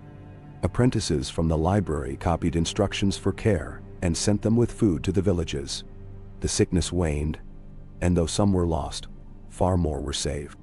The city mourned the dead with a festival of candles. Every window glowed, every alley was warmed by song and story, and the library steps disappeared beneath a sea of flame-lit lanterns, each a hope for healing. As winter began to break, preparations for the Wolf Queen's Day, now the city's greatest celebration, gave everyone something to anticipate. This year, the council opened a contest to design new banners for every district. Children painted and stitched through the long, dark evenings, filling every home with color. On the morning of the festival, every lane and market bloomed with their work. Blue rivers and green fields, golden apples and red lions, white-walled towers and the silver wolf, each banner unique but joined at the edges by a ring of clasped hands. The festival itself grew, year by year. There were races and music, debates and plays, feasts for every table. The city's best pie, as tradition dictated, was presented to the council by its maker, a girl with clever hands and a crooked smile, who used her prize to ask for new benches for the schoolyard. The winner of the debate contest, a shy boy from the Ropiwalk, used his turn to speak for a clean water well in his alley, a wish quickly granted. The festival ended, as always, in the Godswood, with the children laying the season's first flowers at Sansa's stone. The counselors, old and new, knelt, repeating her vow. To listen, to endure, to serve the city before all else. Spring's first thaw brought fresh energy. Repair crews fanned out from the rope walk to the city's edge, fixing bricks and roofs, mending the aqueducts, planting flower beds and vegetable gardens in every open lot. Merchants arrived with news from distant corners, Dorne's orange harvest, Braavos' great markets, the Iron Islands' new ships. The council's scribes recorded each account and sent letters in return, trade and friendship woven steadily outward from the city's heart. Sometimes, in the evenings, councilors and city folk alike wandered the library's gardens or the Godswood, breathing the air, listening to the first birdsong, and talking quietly of years past and dreams yet untried. The stories grew richer, more intricate, weaving new lessons into the old ones. Children retold them, sometimes adding their own embellishments. A direwolf that sang, a queen who could fly, a counselor who solved disputes with riddles and pies. In every telling, the heart of the story remained. A city that listened, a people who endured. Old threats receded, but the city's vigilance never slackened. The charter was read aloud every quarter. Amendments were debated, recorded, sometimes rejected, more often embraced. Its closing lines were sung by every schoolchild, spoken at every council session, whispered in hope or comfort on cold nights. In patience, all things endure. The Wolf Queen's grave remained the city's touchstone. The stone was smooth as river pebble now, the letters softened, but the meaning deep. In quiet moments, elders would tell children that the Godswood whispered her wisdom to those who sat in silence. That peace was not an inheritance but a daily labor, a promise always made anew. So the seasons turned, and with each year, King's Landing was renewed, by hands that mended, by voices that reasoned, by the patient endurance of a people who had learned, at last, the truest art of ruling themselves. The story continued, not with the clamor of conquest or the roar of dragons, but with the daily music of a city living, striving and listening, forever, as the Wolf Queen had dreamed. Decay. Spring returned to King's Landing in a gentle tide of color and warmth, trailing a promise of new beginnings through every alley and hall. Dew jeweled the windows of the library and dappled the red leaves of the Godswood. The bells sounded sweeter, it seemed, in the clear air, and the city's rooftops shone like a patchwork quilt in the sunlight. Gray slate, red tile, yellow thatch. Fishermen's wives spread their nets to dry on the railings, and the laughter of children echoed down the Wolf Market, where the first early strawberries and wild greens arrived by cart. Even the council chamber, always cool and shaded, caught the faintest hint of spring. Scents of open windows, the flutter of a bird's wings, the hope in every counselor's voice. That year, the council turned its attention to the city's poorest quarter. A dense warren of streets by the river where the oldest buildings leaned like gossipers and weeds curled up through the cracks in the cobbles. The people of those lanes were proud and self-sufficient, but the city's health was everyone's concern, and the council heard petition after petition. Requests for clean water, for doctors, for a proper market square. The charter as ever guided them.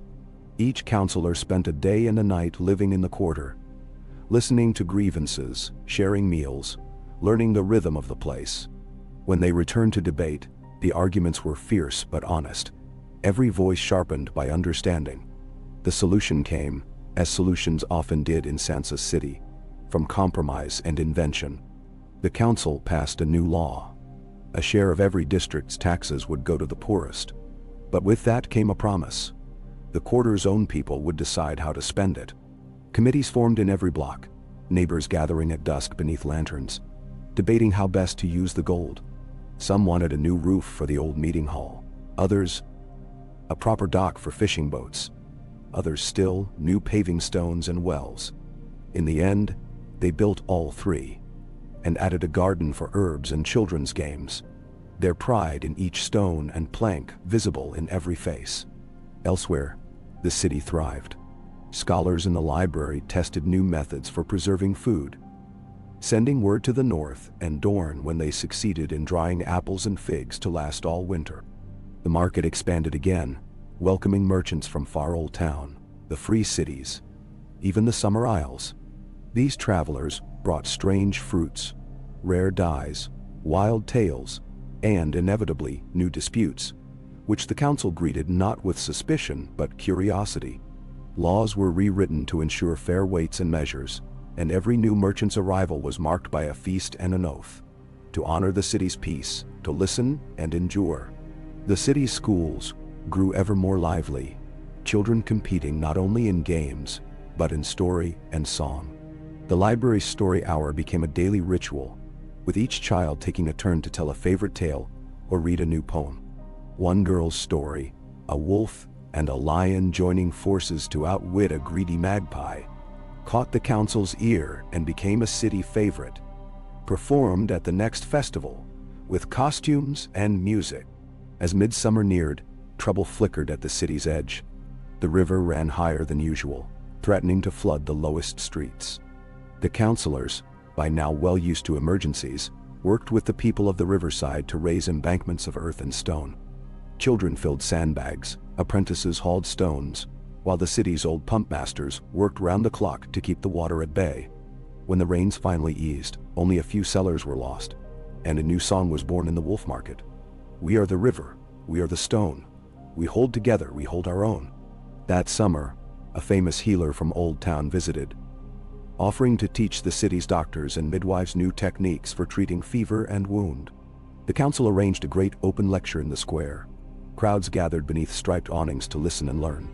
Apprentices took careful notes, and the healer's lessons were written into the city's health laws. The counselor from the Ropey Walk, who had lost her mother to fever years before, spoke afterward, thanking the city for making her grief into hope for others. The applause lasted longer than the speech itself. The Wolf Queen's Day approached, as always the brightest of all festivals. Banners from every district were rehung, their seams repaired, their colors refreshed. For a week before the day, children decorated the wolf market with garlands and streamers, painting their hopes for the year on ribbons tied to the railings and lampposts. The council sat in open session, inviting petitions from anyone who wished to speak. A toothless old man asked for better shoes for the cobbler's apprentices. A shy girl requested a new bell for the market, so everyone could hear when the day began.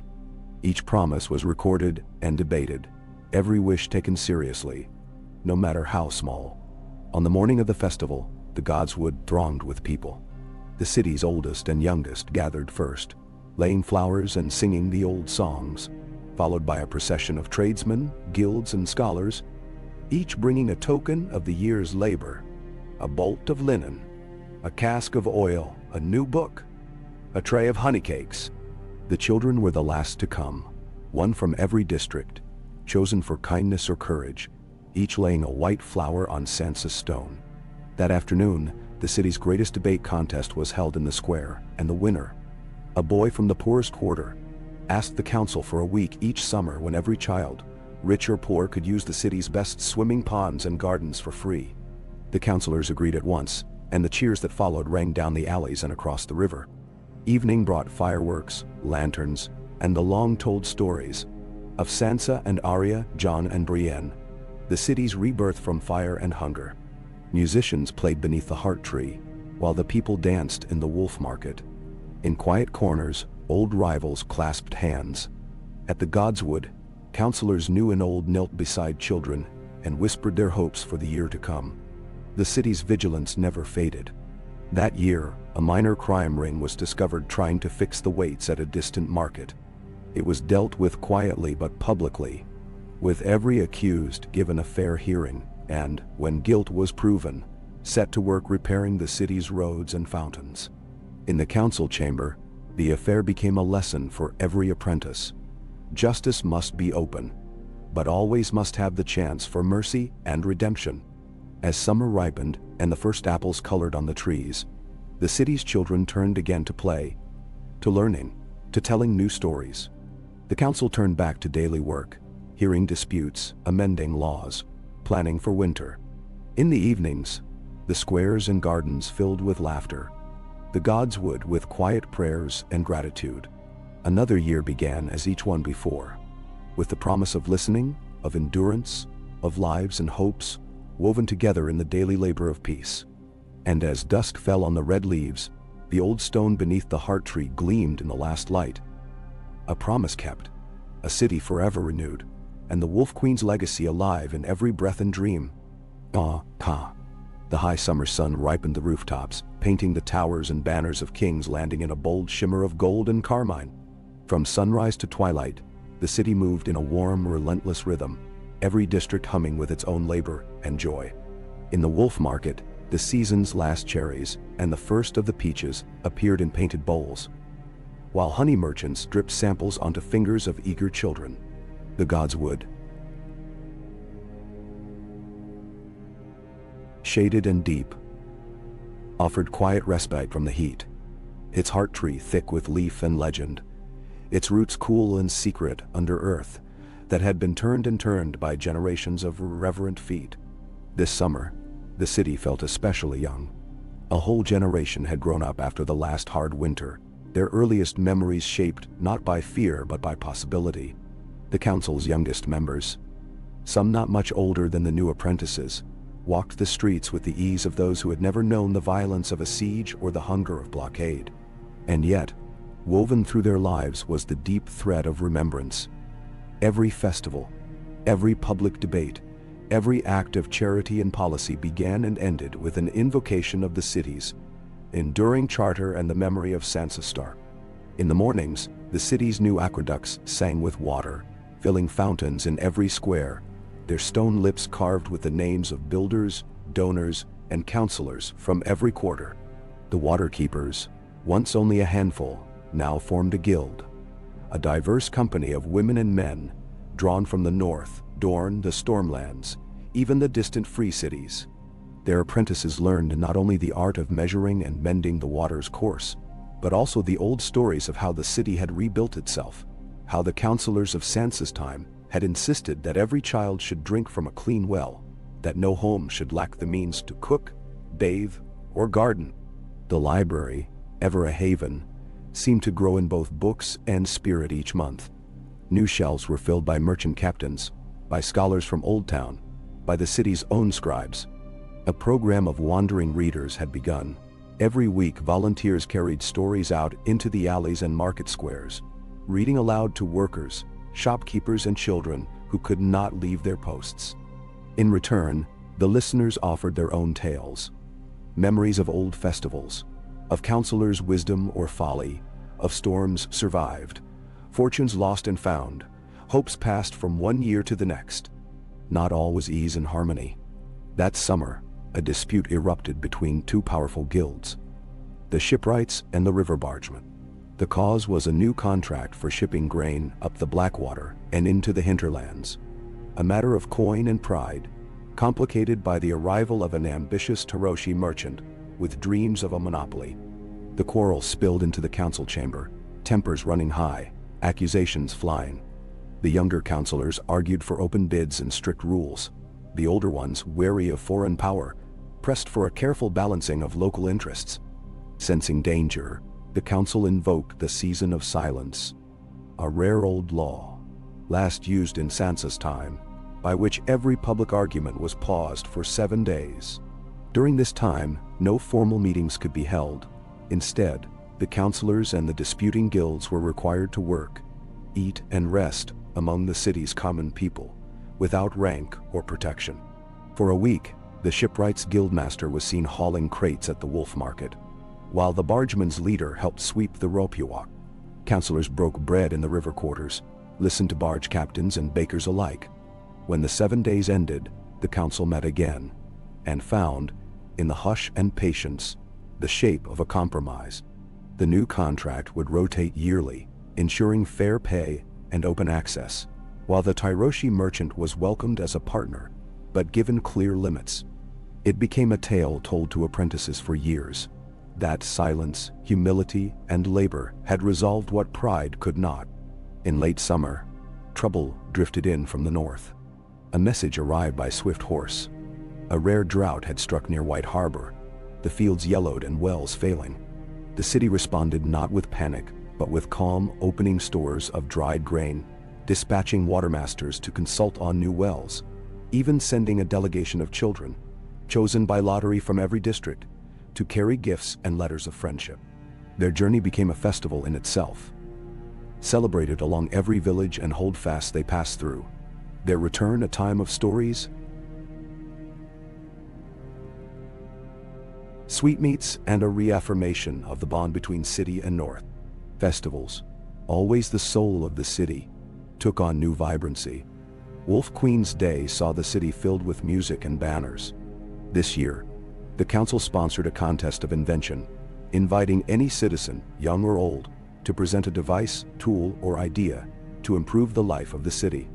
Among the entries, a new type of fishing net, designed by a crippled boy from the docks, a simple water clock by a girl from the rope you walk, and a method for preserving bread longer, invented by a marked woman who remembered the hunger of her childhood. Each inventor was celebrated, their ideas adopted citywide. The heart of the festival, as always, was the quiet procession to the God's Wood, every child laying a white flower on Sansa's stone, renewing their promise to listen and endure. As the leaves began to change, the city welcomed scholars from beyond the narrow sea. Bravos, Pentos, even the far-off Summer Isles. A great conference convened at the library, where scribes debated law, healers shared secrets, and builders pored over maps for new bridges and markets. The council, ever open, invited these guests into session, listening to every suggestion, measuring each idea against the charter and the city's memory. Some ideas were too wild, too costly, or too rooted in distant customs. Others, such as a new method for cleaning the city's drains, were eagerly adopted, leading to cleaner streets and fewer summer fevers. In the neighborhoods, old and young mixed easily. Grandmothers wove stories while shelling peas. Old soldiers taught games and riddles to children. The poorest could always find a meal or a song in the kitchens and markets. The council continued to rotate members each year, and each departing counselor carved their name and a lesson into a board kept by the library's door. A growing record of wisdom, error, and hope. Autumn returned with a bountiful harvest. The city's alleys filled with roasted chestnuts, spiced cider, and the smoky promise of colder days ahead. The God's Wood's red leaves blazed even brighter than the rooftops, and as the evenings lengthened, the city gathered for tales and memory. The council held open sessions in the squares, hearing disputes and dreams alike by lantern light.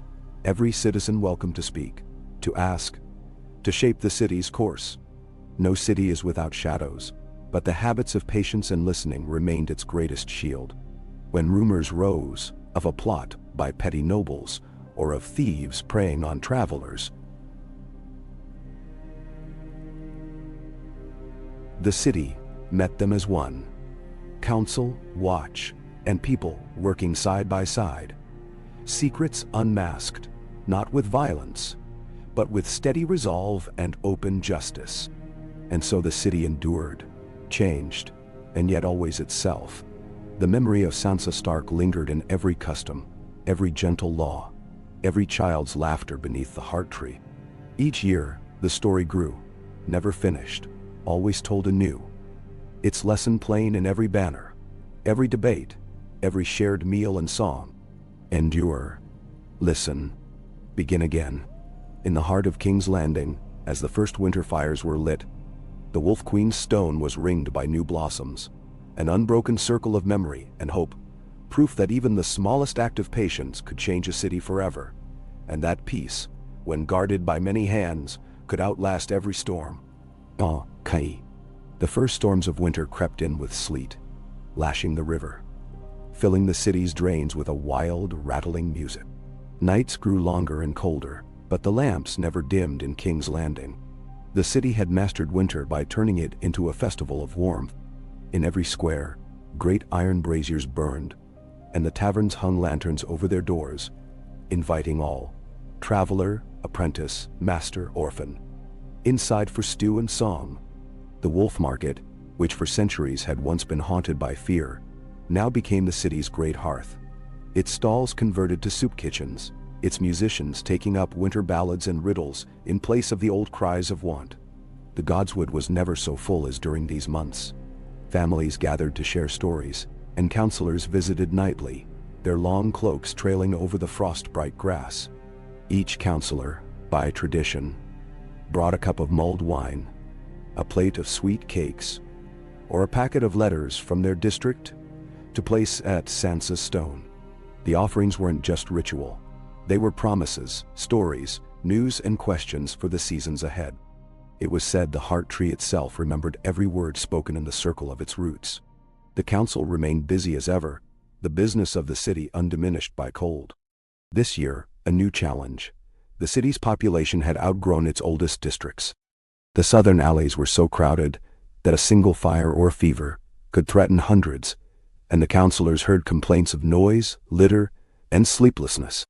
Yet no one wished to see anyone turned out, least of all the children and the elderly who had made their homes there. The debate was fierce, but always open.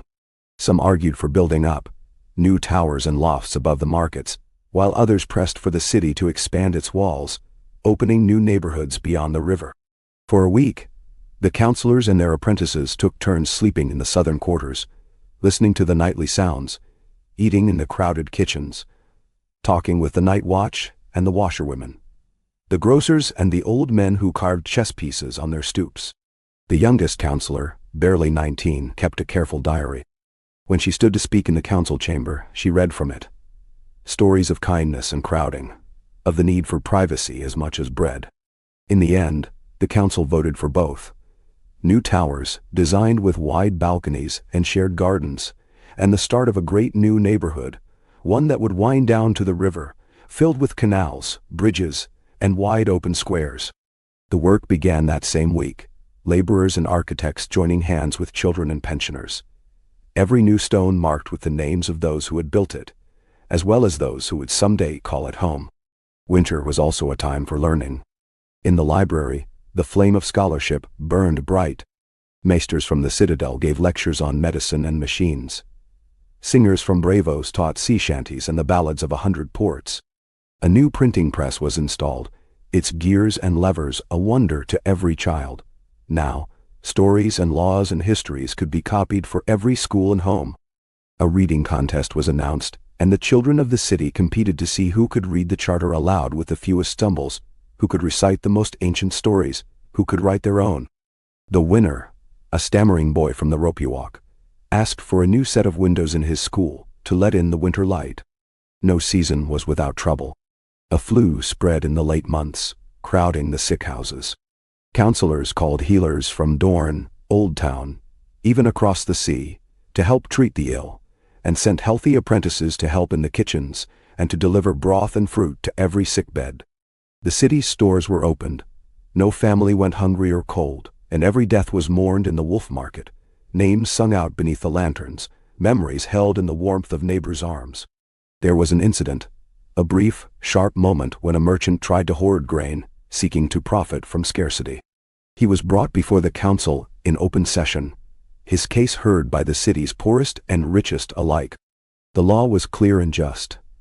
The grain was returned, and the merchant set to serve meals in the kitchens for the rest of the season.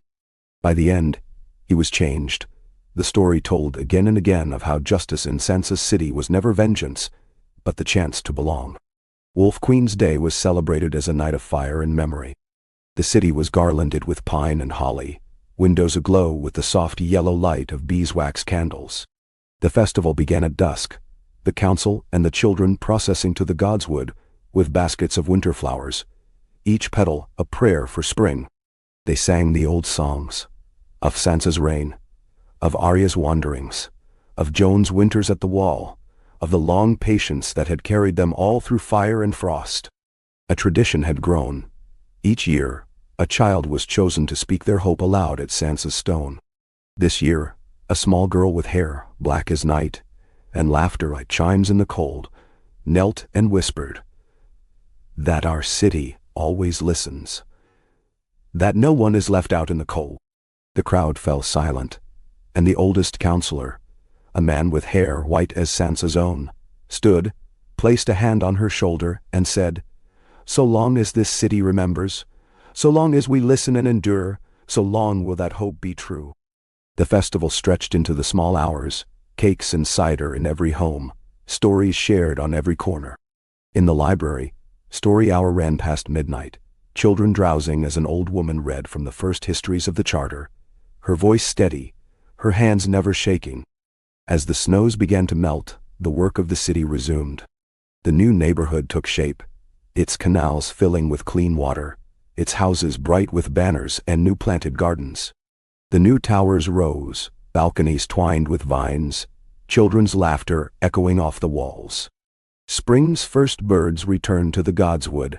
Councillors, weary but proud, met beneath the heart tree for the season's first open session. The charter was read aloud.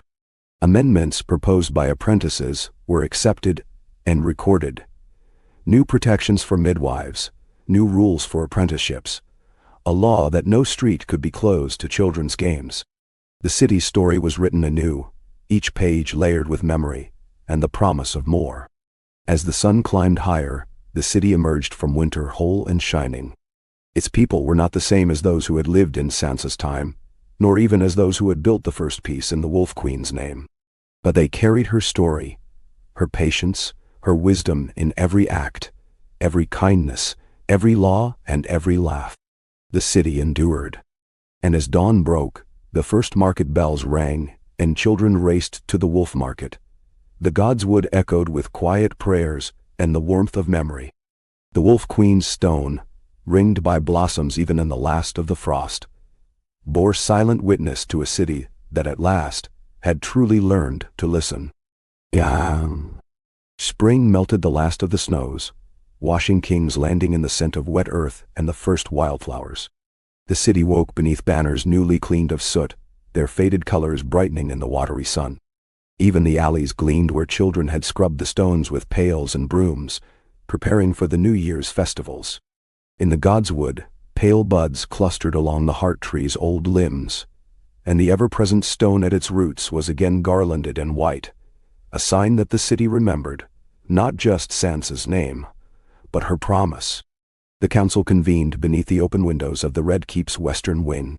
Morning light touched the mosaic round table, its images worn smooth by generations of councillors' hands.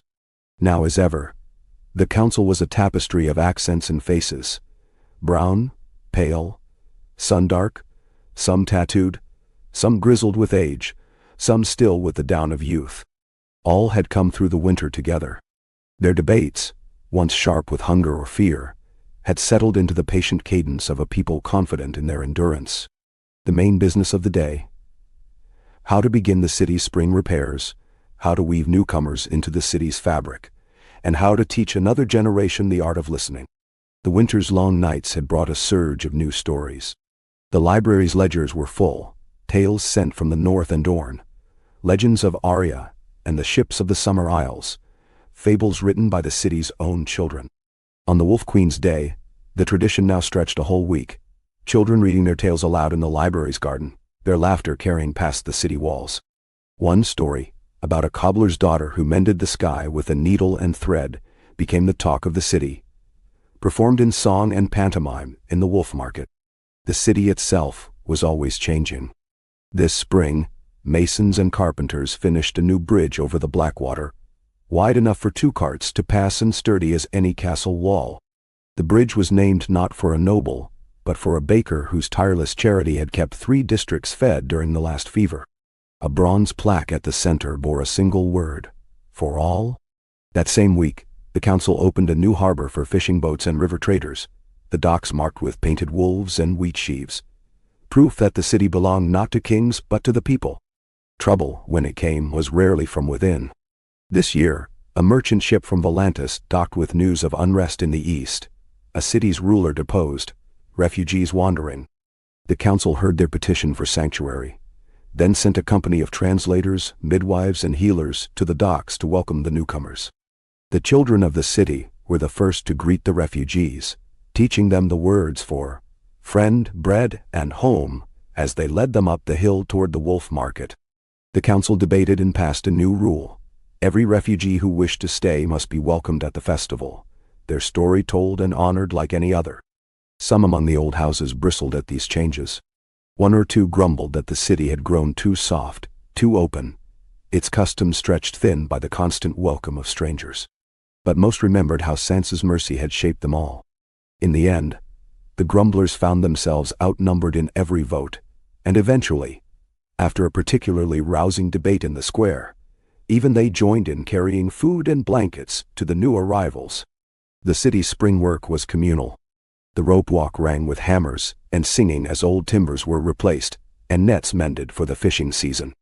In the wolf market, students painted fresh murals on the wall of the grain house, telling the story of the city's long winter, the sharing of food, and the hope for good harvests.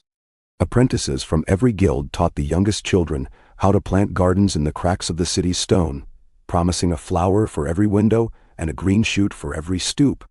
The counselors themselves were often seen at work, stacking bricks, hauling water, even lending a hand at the new bridge, laughing and sweating alongside their neighbors.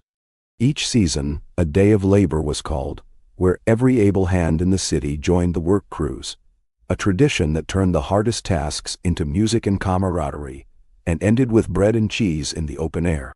Disputes still arose over the price of flour, the right-of-way on narrow lanes, the music allowed after sunset, but these too were met with open courts and careful listening. Counselors rotated through the city, holding sessions in markets and gardens, hearing grievances face to face. When a quarrel threatened to turn violent, such as a scuffle between two gangs of rival fishmongers, it was the city's own children, apprenticed as peacekeepers, who first stepped in with words and reminders of the charter. The fishmongers, chastened, ended their feud with a contest of fish pies, judged by the oldest woman in the city, who declared both pies excellent and demanded a slice of each. As the days grew long, the festival weeks blossomed.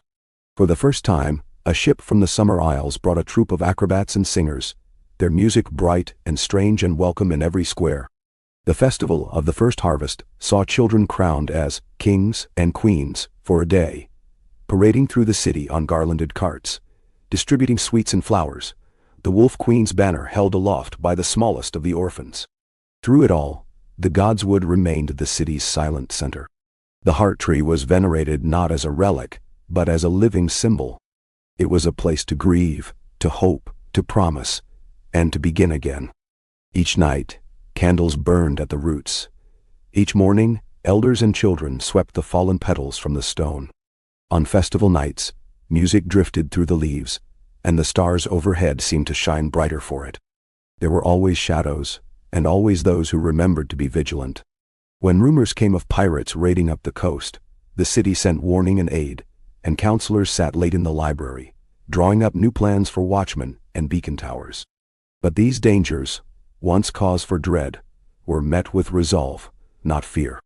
Year by year, the people of King's Landing grew more sure of themselves, more adept at weaving strangers into kin, grief into hope, labor into joy. The council's memory stretched long and deep, but always it looked forward. Amendments to the charter were proposed each spring. Some were rejected, some adopted, all carefully debated and inscribed. No law was held sacred above the welfare of the city, and every law began as a story. The story Sansa had begun lived on, sometimes in the council chamber, sometimes on a child's lips, sometimes in the hush beneath the heart tree. Peace, they had learned, was not a gift, but a garden, needing constant care, memory, and renewal. As spring faded into the fullness of summer, and the last petals fell from the Godswood, the city's oldest bells rang in the dusk, each note a promise, to endure, to listen, to begin again with every dawn. And at the heart of it, the stone with the Wolf Queen's name shone, as if the promise was not just kept, but ever growing, one bright enduring root in the city's living soul. High summer set the city abuzz with life, sunlight glittering off the river and rooftops, the days stretching long and lazy even as the city's industry never stilled. In King's Landing, the smell of bread and sweet wine drifted on the breeze. Peddlers shouted along the wolf market, hawking the year's first figs, baskets of apricots, bolts of reach linen. Banners snapped in the hot wind, rayed in gold. Blue and silver, the Wolf of Winterfell alongside the Son of Dorne, and the Kraken of the Isles, all faded but unfurled anew for each festival. It was a season of plenty, the harvests heavy on the wind, the squares brimming with music and debate. Yet for all the outward peace, the work of listening and renewal never truly ceased. The council was as varied as the market itself. Each member had walked different paths. One had been a shipwright, another a healer, a third the son of freed slaves from Lys. The city was ever a home for newcomers. The walls did not keep out change. They welcomed it and wove it into something larger. This summer, the council's debates ranged from the best method to keep the new bridges clean, to how many languages should be taught in the schools, to the rising cost of salt cod from the western harbors. Each decision came only after long argument, each voice weighed with care. When agreement could not be reached, the councillors would break for walks in the godswood, letting the hush beneath the heart tree soften old anger. Patience remained the law, as much as any line in the charter. At the heart of city life, the wolf market burst with more than goods. Every week there was a contest, a new song, a puppet show for the children. One summer's night, a blind bard from the Vale sang the lay of Sansa, his harp's chords lingering long after the market lamps were doused. Old men blinked back tears, young lovers clasped hands, and children whispered the tale as they walked home in the starlight. In every corner of the city, the Wolf Queen was present, not as a ruler, but as a measure, the question each councillor asked themselves before a vote. Would she have listened? Would she have waited? In the library, the story hour was more crowded than ever. The tradition had grown. Now, children of every district sent letters and tales to be read by lantern light. Some in the old tongue, some in the sing-song lilt of the summer isles, a few even in the sharp, clipped vowels of the north. Scribes preserved these stories with loving care, their inked pages bound each year into a new volume, the Chronicle of Listening. The oldest volumes were read aloud on Wolf Queen's Day, and each new book was added to the growing library beneath the heart tree. Summer's heat brought challenges as well as comfort. The Blackwater ran low and slow, and the city's wells strained to keep up. Councillors, hearing complaints from the river wards, sent teams to dredge silt and build new pumps. Water was rationed for washing, but not for drinking, and even the richest households took turns hauling barrels up the lanes, the labor turning to song and laughter. In the gardens, the city's children planted sunflowers and pumpkins, their leaves curling in the heat, each green shoot a promise of feasts to come. Trouble, when it crept in, always began with whispers. That year, a rash of thefts troubled the rope walk and the fish market.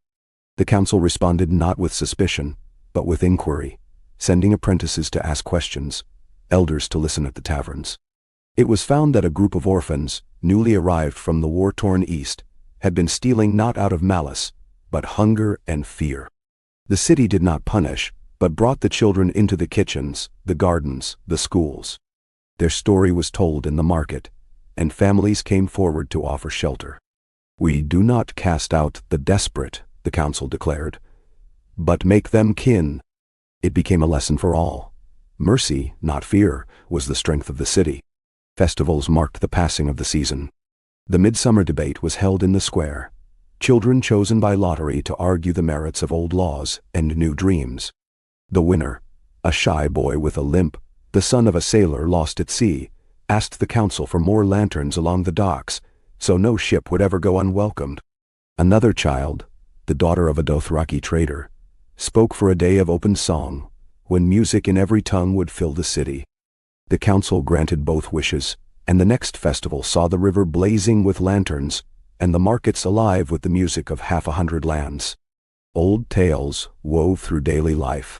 A story spread of a woman in gray furs seen wandering the walls at dusk, her eyes bright as ice, her laughter wild. Arya's ghost, some claimed, or Arya herself come back at last. Whether true or not, the children searched for her, and every girl with dark hair and quick feet was cheered in the streets. The legend brought new stories and games, and a mural painted on the ropey wall's outer wall. A wolf running the city's length, free and unbowed. At the end of summer, as the sun grew heavy and golden, the Wolf Queen's Day arrived. The city awoke to the tolling of every bell. The gods' wood filled at dawn, white flowers piling high at the foot of Sansa's stone. The council knelt, as did the youngest orphan, and the eldest citizen, a man who remembered the city in fire, now stooped but proud in his twilight years. Together, they repeated the words, "We remember. We listen. We endure. This city is for all." Menanhan. Feasts filled the squares, and when dusk came the markets were swept clean for dancing. Lanterns floated on the river, each bearing a wish or a prayer. Peace, hope, a good harvest, the return of a long-lost friend. The old banners fluttered, and new ones were raised, sewn by the hands of children, every color and sigil mingling, as if to say, "Every hope has a place here." In the quiet after the festival, the councillors met in the godswood, their hands resting on the charter, the heart tree above. They spoke of the year's struggles and blessings, of the stories still to be told, of the children who would inherit this peace. They listened to the silence and the soft night breeze, as if waiting for Sansa's voice to join them. As autumn drew near, the city was ready. New wells, new laws, new stories. The city's charter amended and read aloud once more. The work of listening, enduring, and beginning again continued, not as a burden, but as a gift, a legacy, a living tradition. And beneath the old heart tree, as stars kindled above, the Wolf Queen's stone gleamed, and her promise endured. That King's Landing, through patience and kindness, would forever belong to all its people. Autumn in King's Landing had a special hush. The wind off the Blackwater brought cool, briny air, carrying the scent of apples and wood smoke through the city's winding lanes. Leaves scattered in the squares, children chased them laughing, their feet raising little storms of gold and red. In the Wolf Market, the first squashes, nuts, and late grapes overflowed the stalls. Lanterns were hung early, glowing yellow against the dusk, their light painting the cobbles and faces with a gentle fire. The city's rhythms slowed, settling into a pattern shaped by harvest and reflection. Councillors met each day in the round chamber, now warmed by braziers and tapestries, stitched with the history of Sansa's reign. Each tapestry was a story, each stitch a memory, a girl from the north, the fall of tyrants, the long years of famine and fire, the rebirth of hope. The council, as ever, was a gathering of many faces, Northman and Dornish, Braavosi and Summer Islander, apprentice and matron, orphan and Lord Dot. Their work was quieter now, but not less important. This autumn, the city faced the challenge of sharing its plenty with neighbors struck by a late blight. The Riverlands, so often King's Landing's breadbasket, had lost half their harvest to rain and rot. The council debated. How much grain could they spare? What risks did their own people face if winter proved harsh? How to ensure no district starved? The debate was open, heated but always civil, with merchants, millers, and small folk all called to speak. In the end, the council resolved to send a tithe, 1/10 of all stored grain to the Riverlands, with more to follow if winter was mild. The city's own stores would be stretched, but no one would go without while neighbors hungered. The sending of the tithe became a festival, somber and proud. Caravans loaded with grain, apples, cheese, and casks of salted fish wound out through the gates. The bells rang, not for mourning, but for solidarity. And at the head of the procession walked a group of schoolchildren carrying a white banner inscribed, in many hands, with the words, "We endure together." When the wagons returned, bearing letters of thanks, the city read them aloud in the markets, and the children danced to the music of fiddles and pipes as the last leaves fell. As the season deepened, the work of renewal continued. The council passed a measure to refurbish the city's oldest wells and build shelters for the poorest, should the winter prove cruel. Apprentices and old hands worked side by side to patch roofs and mend roads, and every district contributed a team of cooks to keep the public kitchens open. When a fever broke out among the dock workers, the healers responded quickly, tending the sick in the new hospital built beside the godswood.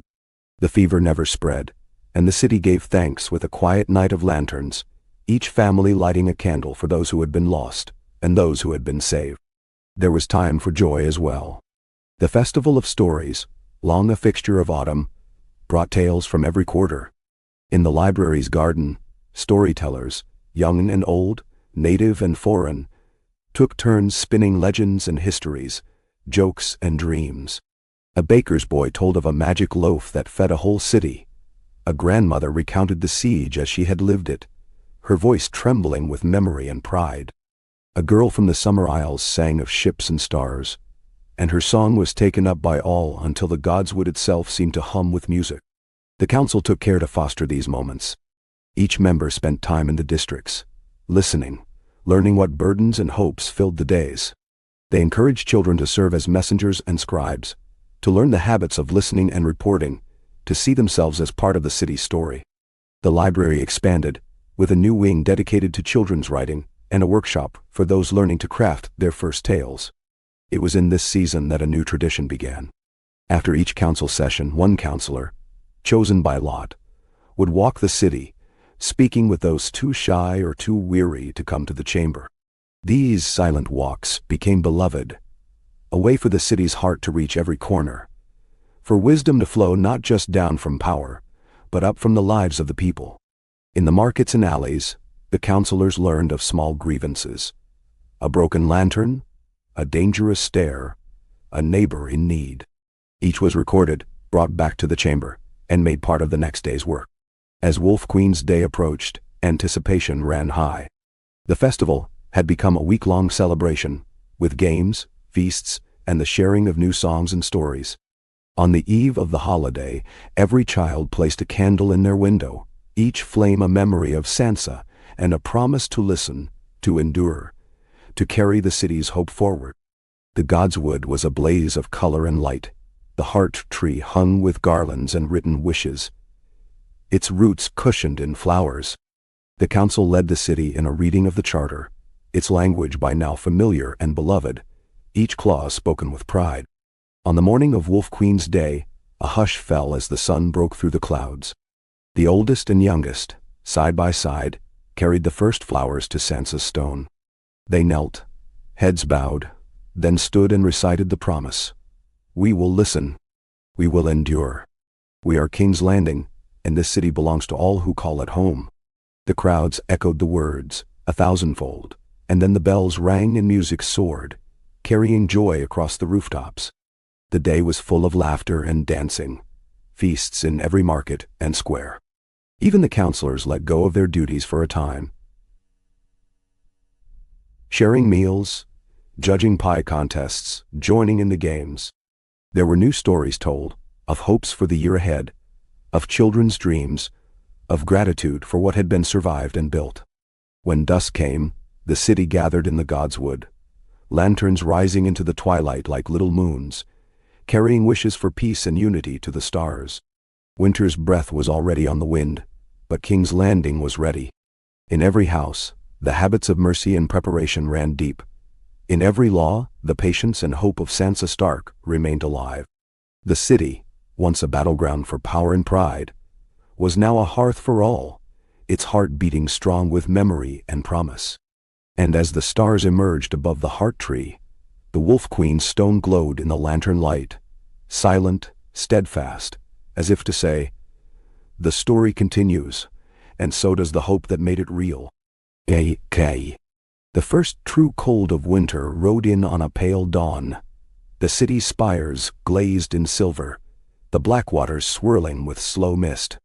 Frost slicked the stones of the Wolf Market and turned the gardens by the godswood brittle and bright. It was a silence that did not frighten the people, but rather called them closer together. By noon,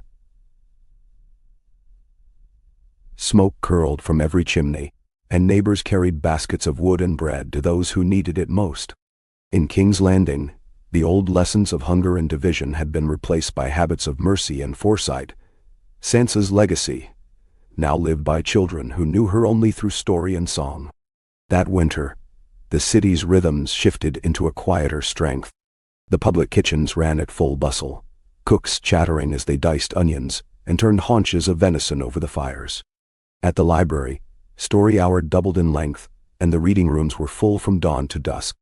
Even the council met in heavier cloaks, sipping mulled cider, the round table bright with the reflected glow of braziers and the flickering light of new amendments written by the city's children and scholars. Early in the season, the council confronted a challenge that struck to the core of the city's new tradition. An illness swept through one of the city's oldest neighborhoods, the Alley of Candles, a fever no one recognized, sharp and sudden, taking root among the weavers and dyers. The first response was swift. The sick houses opened their doors, and healers worked through the night, aided by apprentices from every ward. But as the days passed and the fever claimed more, the council was forced to consider quarantine, a word that once, in the city's bitterest days, had meant fear and division. The debate was intense and public, as all things now were in King's Landing. Some councillors argued for closing the neighborhood, keeping the illness contained. Others feared the return of old scars, the resentment that came when the city turned its back on its own. In the Godswood, the councillors sat through a night of snow, listening to each other and to the people, citizens from the alley, healers and laborers, children who pleaded for their friends and parents. At dawn the decision was made. The sick would not be isolated, but cared for in place, the city's resources stretched but not divided.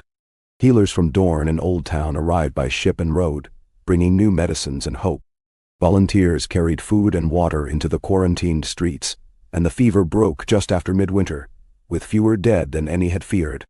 That year, the Festival of Lanterns burned brighter than ever, each candle a testament to courage, each prayer a vow never to return to the old ways of fear. With the crisis past, the city's life returned to its seasonal rhythms. The rope walk and the fish market thrived even in the chill, their wares hauled in over icy stones and wrapped in woolen cloth. New plays opened in the markets, children performing stories of Sansa, Arya, and the ancient wolves of Winterfell. Apprentices composed verses and riddles, and the council rewarded the best with a place at the round table for a week, giving them a chance to see the city's heart at work. Winter brought new lessons, as it always did. The council revised the charter once more, adding clauses for public health, the right of healers to move freely, the requirement that every district maintain its own stores for crisis. The children of the city learned the amendments by heart, reciting them at morning assembly, weaving them into their own stories and songs. The council scribe, a gentle woman with a voice like falling snow, compiled the changes, her record growing thicker with each passing year. As the days lengthened, so too did the hopes of the people. The tradition of the silent walks continued, councillors wandering the lanes at dusk, listening to quiet grievances and dreams, carrying them back to the chamber. It was during one such walk that a councillor found an old woman shivering on the steps of a shuttered house, abandoned by kin, but not by the city. The next morning, the council resolved to open new shelters, staffed by the young and the old. Each resident offered work or learning, never charity without purpose. The Godswood, at the city's core, remained the place for sorrow and renewal. Each Wolf Queen's Day, and again at midwinter, families gathered beneath the heart tree, laying flowers and lighting candles. The stone at Sansa's grave, worn now to the softness of a river rock, was almost smooth, but the promise etched there was never forgotten. Elders spoke of the long years before, of the dangers of pride and the grace of listening. Children played among the roots, weaving daisy chains and dreaming of futures as counselors, healers, teachers, or simply good neighbors. The winter thaw came slowly, but with it arrived a sense of anticipation. Plans for spring's repairs were drawn up, apprentices readied new mural designs for the wolf market and ropey walk, and the city's scribes sent out invitations for the next festival of stories. The first migratory birds appeared on the river, their wings flashing in the pale sun, and the bells of the city rang to mark their return. No year was free of threat. A fire in a warehouse one bitter night sent flames leaping above the rooftops. Yet the city responded as one. The watch and neighbors, rich and poor alike, forming lines to the river, dousing the blaze, caring for the injured. The council, meeting before dawn, voted to rebuild not only what was lost but to improve the city's warning system. New bell towers and watch posts along the lanes, all overseen by the apprentices who had led the first bucket lines. The charter was amended yet again, giving every citizen the right to call for aid, and the duty to answer in kind. By the time the first green shoots showed along the city walls, King's Landing stood renewed. The markets reopened in full color. Storytellers and minstrels filled the squares, and every house was swept clean, ready for the turning of the year. The council, old and young together, sat beneath the godswood, listening to the laughter of children, the toll of bells, and the memory of all they had endured. They knew more challenges would come, that no peace was perfect or permanent. But the city had learned to meet hardship, not with suspicion or violence, but with the patient, stubborn hope that Sansa Stark had planted so long ago. On Wolf Queen's Day, as the sun rose and the market bells rang, every hand in the city took up the old vow: to listen, to endure, to shape the city's story anew with each breath and season. The children laid flowers at Sansa's stone, and for one golden moment, the godswood seemed to hold all the city's voices in a single, lasting hush. A peace not of silence, but of understanding, and the promise to begin again. Okay. The first birdsong of spring floated across the rooftops, and the city stretched itself from winter's hush with the slow, certain confidence of a people who knew themselves. King's Landing, awakened from frost and mist, was alive again with color and hope. The markets shimmered with the gold of early sun and the promise of new fruit. Apples stored through winter, baskets of wild greens and goat cheese, the first bundles of blue irises from the hills beyond the river. Down every street, the flags and banners of the city's many quarters fluttered, mended and repainted, some showing lions, some krakens, but all now touched with a silver wolf's head in memory and thanks. In the godswood, the heart tree's red leaves had begun to uncurl, buds shining with dew. Sansa's stone,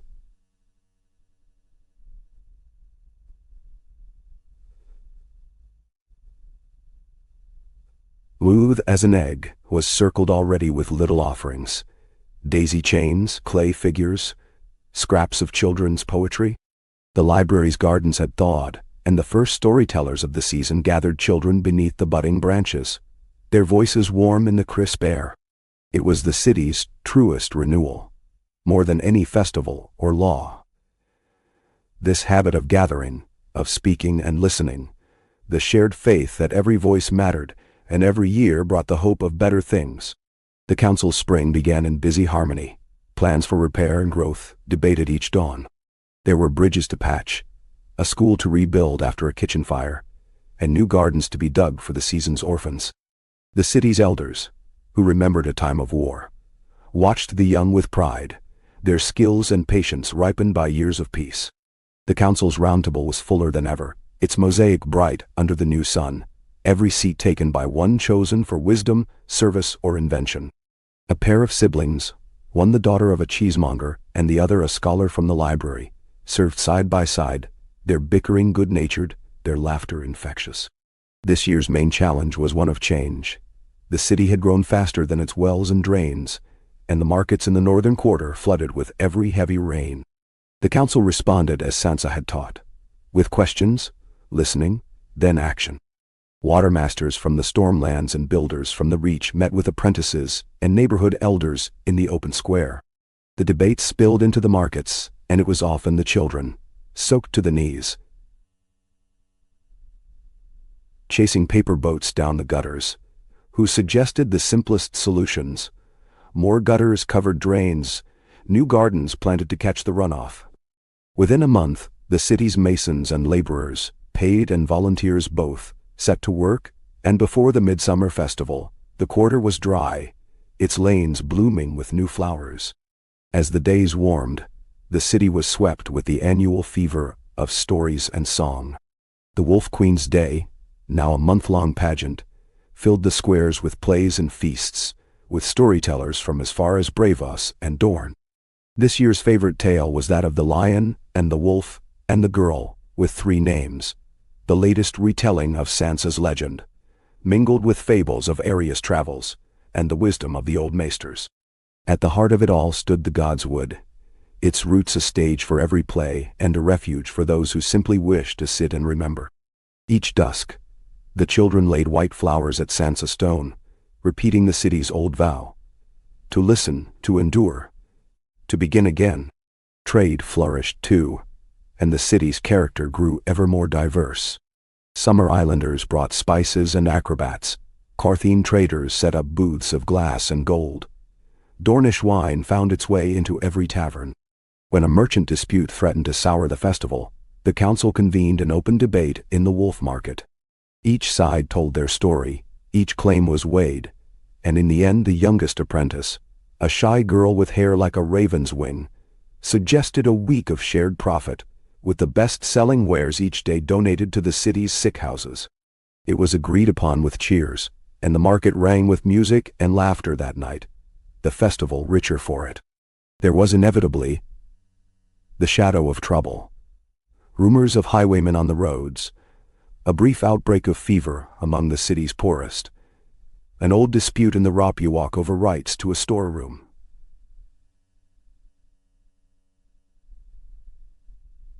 And a patch of herbs.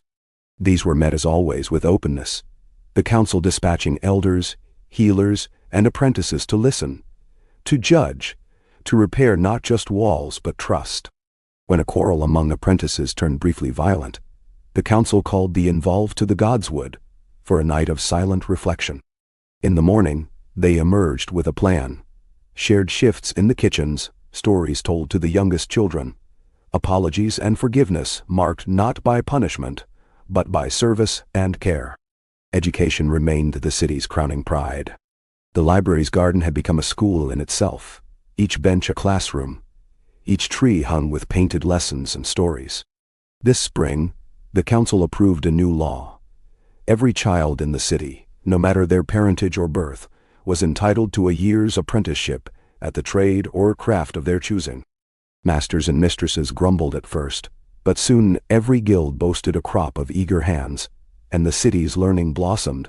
New instruments in the musician's quarter, new dyes in the Ropuwalk, new recipes and rhymes and games invented by children set free to learn. At the first full moon of the season, the council gathered beneath the heart tree, joined by elders, apprentices, even a visiting maester from Old Town. The scribe read aloud the city's charter, now so rich and complex that it filled 3 books and had to be sung in part, rather than simply spoken. The councillors debated and approved 2 new amendments. One ensuring every sick house had a full-time healer year-round, and another giving every apprentice the right to appeal to the council in cases of injustice or abuse. Wolf Queen's Day arrived in a riot of light and color. Lanterns bobbed from every window and boat. White banners floated above the squares, and the godswood gleamed with garlands of fresh flowers. Children from every quarter carried baskets of bread and fruit, giving freely to all. There were speeches, games, and contests of story and song. The highlight was always the procession to Sansa Stone, each child laying a hand on the smooth rock and whispering a hope for the year ahead. That night, a new song was sung, a weaving of the old ballads with words written by the city's children, their voices rising above the lanterns and bells, a promise made anew. Spring passed into summer, and the city endured, as it always did, by the strength of its customs, its memory, and the habit of patient hope. King's Landing was not perfect. No city could be.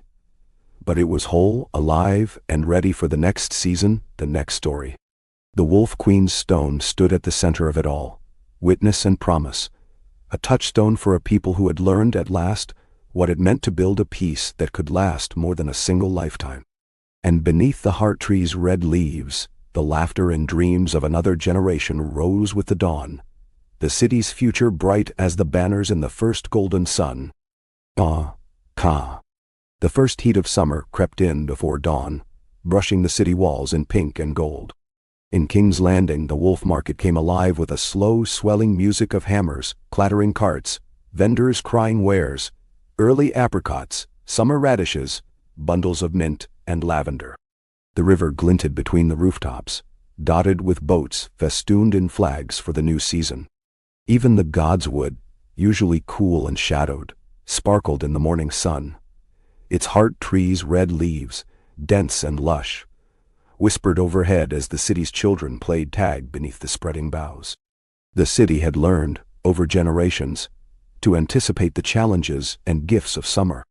The council met more often now, opening every session with the reading of the charter and the week's best stories from the library garden, often a tale by a child, sometimes a poem or a song, sometimes simply the memory of a neighbor's kindness. The round table was crowded and lively, laughter bubbling even during the most serious debates. This year, the city faced a new problem. Drought pressed the outlying farms, the river ran low, and the city's wells grew sluggish beneath the rising sun. As always, the first response was to listen.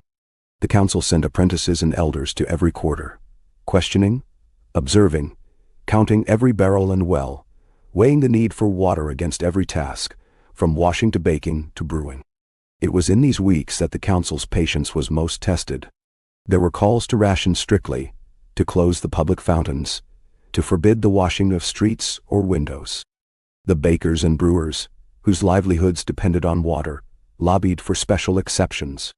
The council, after much debate, did not rush. They paused. They walked the city themselves, drank tea, and ate crusts with the poorest sweated beside brickmakers and fishmongers, until the answer became clear. There would be rationing, but not by edict. Instead, the city would teach itself. In every square, a painted sign showed how to save water, how to reuse, how to share. Children became the city's water wardens, watching wells and pipes, organizing relay races to carry buckets to neighbors, laughing as they splashed what little water was left on the roots of the heart tree. The godswood became the city's refuge, the place to gather and cool, to sing songs and share stories, to remember that drought was just another test of endurance and community. A festival of rain was declared, even in the drought. Lanterns shaped like clouds and blue streamers appeared in every lane. On the hottest afternoon, councillors, merchants, and beggars alike paraded to the wolf market carrying bowls of water, which they poured together in a great basin at the market center. The children dipped their hands, blessing one another, then marched to the godswood, where each poured a cup of water at Sansa's stone and whispered a hope for rain.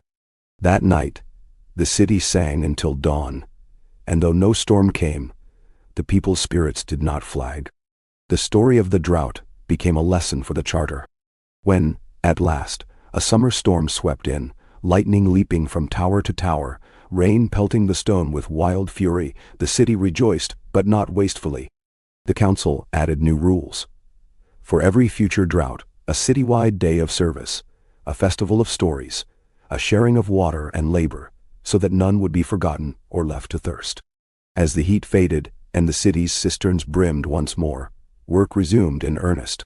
Repairs to the rope walk were finished, the market's broken stones reset and gleaming, a new statue raised, a child with an outstretched hand, water pouring from her palm, inscribed, "For the endurance of all."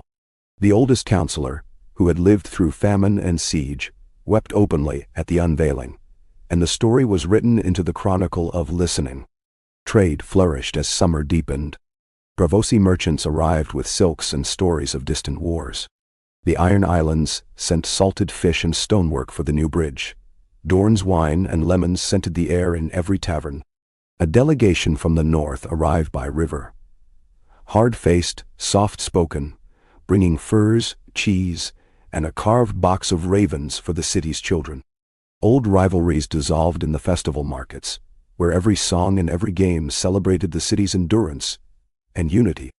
In the library, children debated which story of the summer would be read first on Wolf Queen's Day. The council chose a tale of a girl who traded her last apricot for a book of poems, and then taught the baker's son to read. Another child wrote of the drought and the parade, her words a reminder that courage and laughter were as vital as water in hard times. Education and mercy remained the city's pride. The new apprenticeship law, now in its second year, had already produced a dozen promising healers. A young architect whose drawings helped reroute the city's drains, and a stonemason's daughter who wrote a treatise on the secrets of mortar and lime. The councillors visited every school and workshop in the heat, offering cool drinks, advice, and always, above all, listening. The festival of Wolf Queen's Day was the city's high summer. White banners rippled above the godswood. Every district sent its children with gifts. Bread, fruit, folded paper cranes, painted stones. In the morning, the council read the charter aloud, adding 2 new amendments.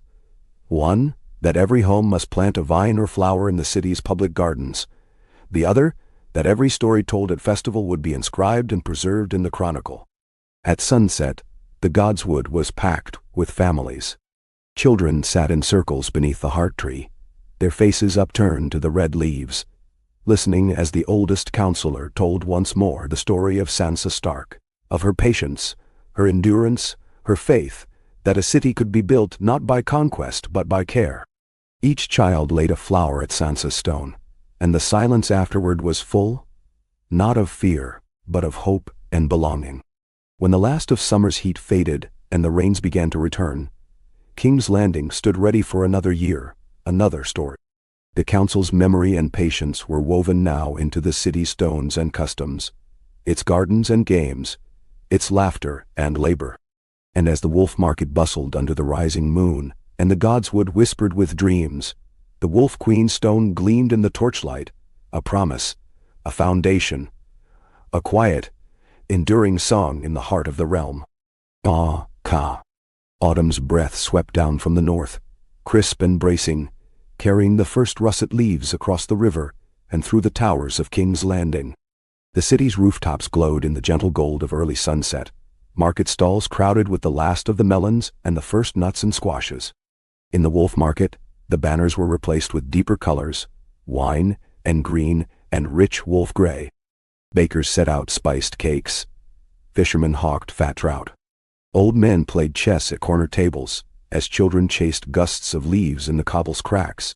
The city had learned not only to weather the turning of the seasons, but to greet each change with grateful purpose. As autumn arrived, council sessions turned to the tasks of preparation.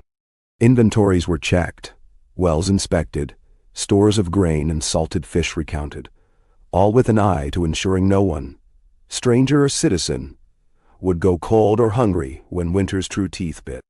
The councilors, ever rotating and ever renewed, included this year a washerwoman's son, a stonemason from the Ropuwalk, a healer's apprentice, and a scribe from Bravos, each lending their own wisdom and memory to the round table. This was a season for gathering stories and lessons. The council began every session with a reading from the Chronicle of Listening, now an enormous set of bound volumes, each tale, each amendment to the charter, each lesson and hope preserved, so that no mistake or triumph was lost to time.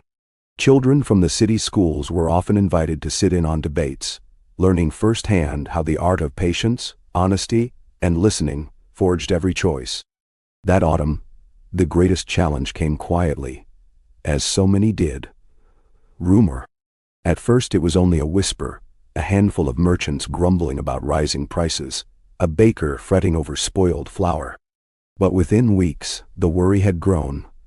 This year's grain shipments from the Reach were delayed, and though King's Landing's own stores were strong, the fear of want spread quickly, especially among those old enough to remember the bad years. The council acted swiftly, not with orders but with openness. Assemblies were called in every district. The councilors walked the lanes and sat in kitchens and taverns, answering questions, laying out the city's plans. No one will be left hungry, they promised, but we must be wise and generous. Each home was given a share of the store, with a promise that more would come if needed.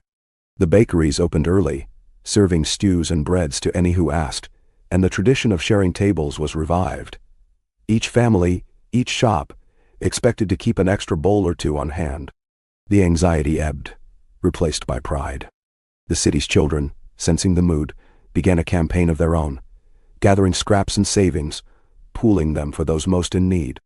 Apprentices volunteered to deliver bread and coal to the elderly, and guilds competed not in profit, but in charity. When the first shipment from the Reach finally arrived, delayed by early snows but heavy with wheat, the city bells rang not for deliverance, but in celebration of what had already been achieved through patience and care. Festival days followed, full of harvest songs and lanterns. In the godswood, Children laid garlands of orange and yellow leaves at the foot of Sansa's stone.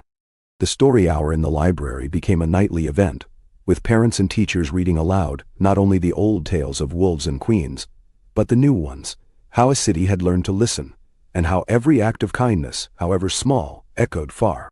This year, Wolf Queen's Day was celebrated with a feast of memory. The counselors, in their finest cloaks and sashes, led the city in a retelling of Sansa's greatest lessons. There was a contest of riddles, the winner crowned Voice of the Year, tasked with opening each council session through the next winter. The baker's daughter who won her riddle about 3 brothers and a fox stumping even the wisest maester used her honor to speak for a new law, granting every child a day each month to shadow a counselor and learn the art of public service.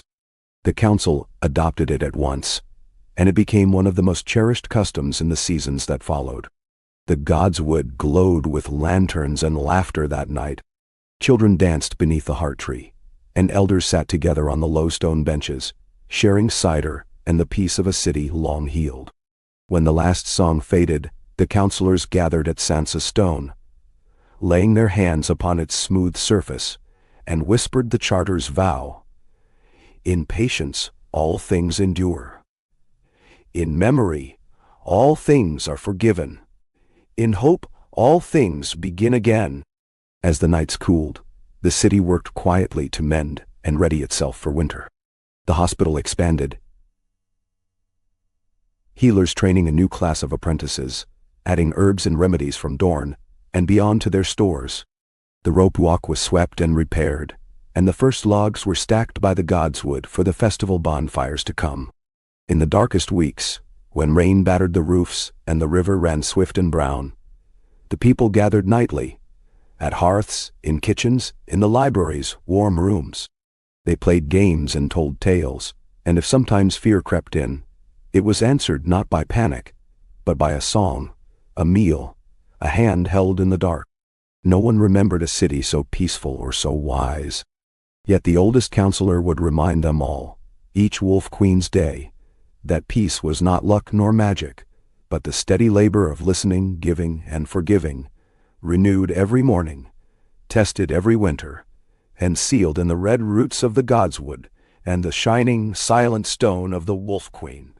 And so, as the last leaves fell, and the bells called the people to festival one final time before the snows, King's Landing stood ready for whatever the season might bring, a city ever watchful, ever patient, ever enduring, its story still told, its promise still shining in the firelight and in the hearts of all who called it home.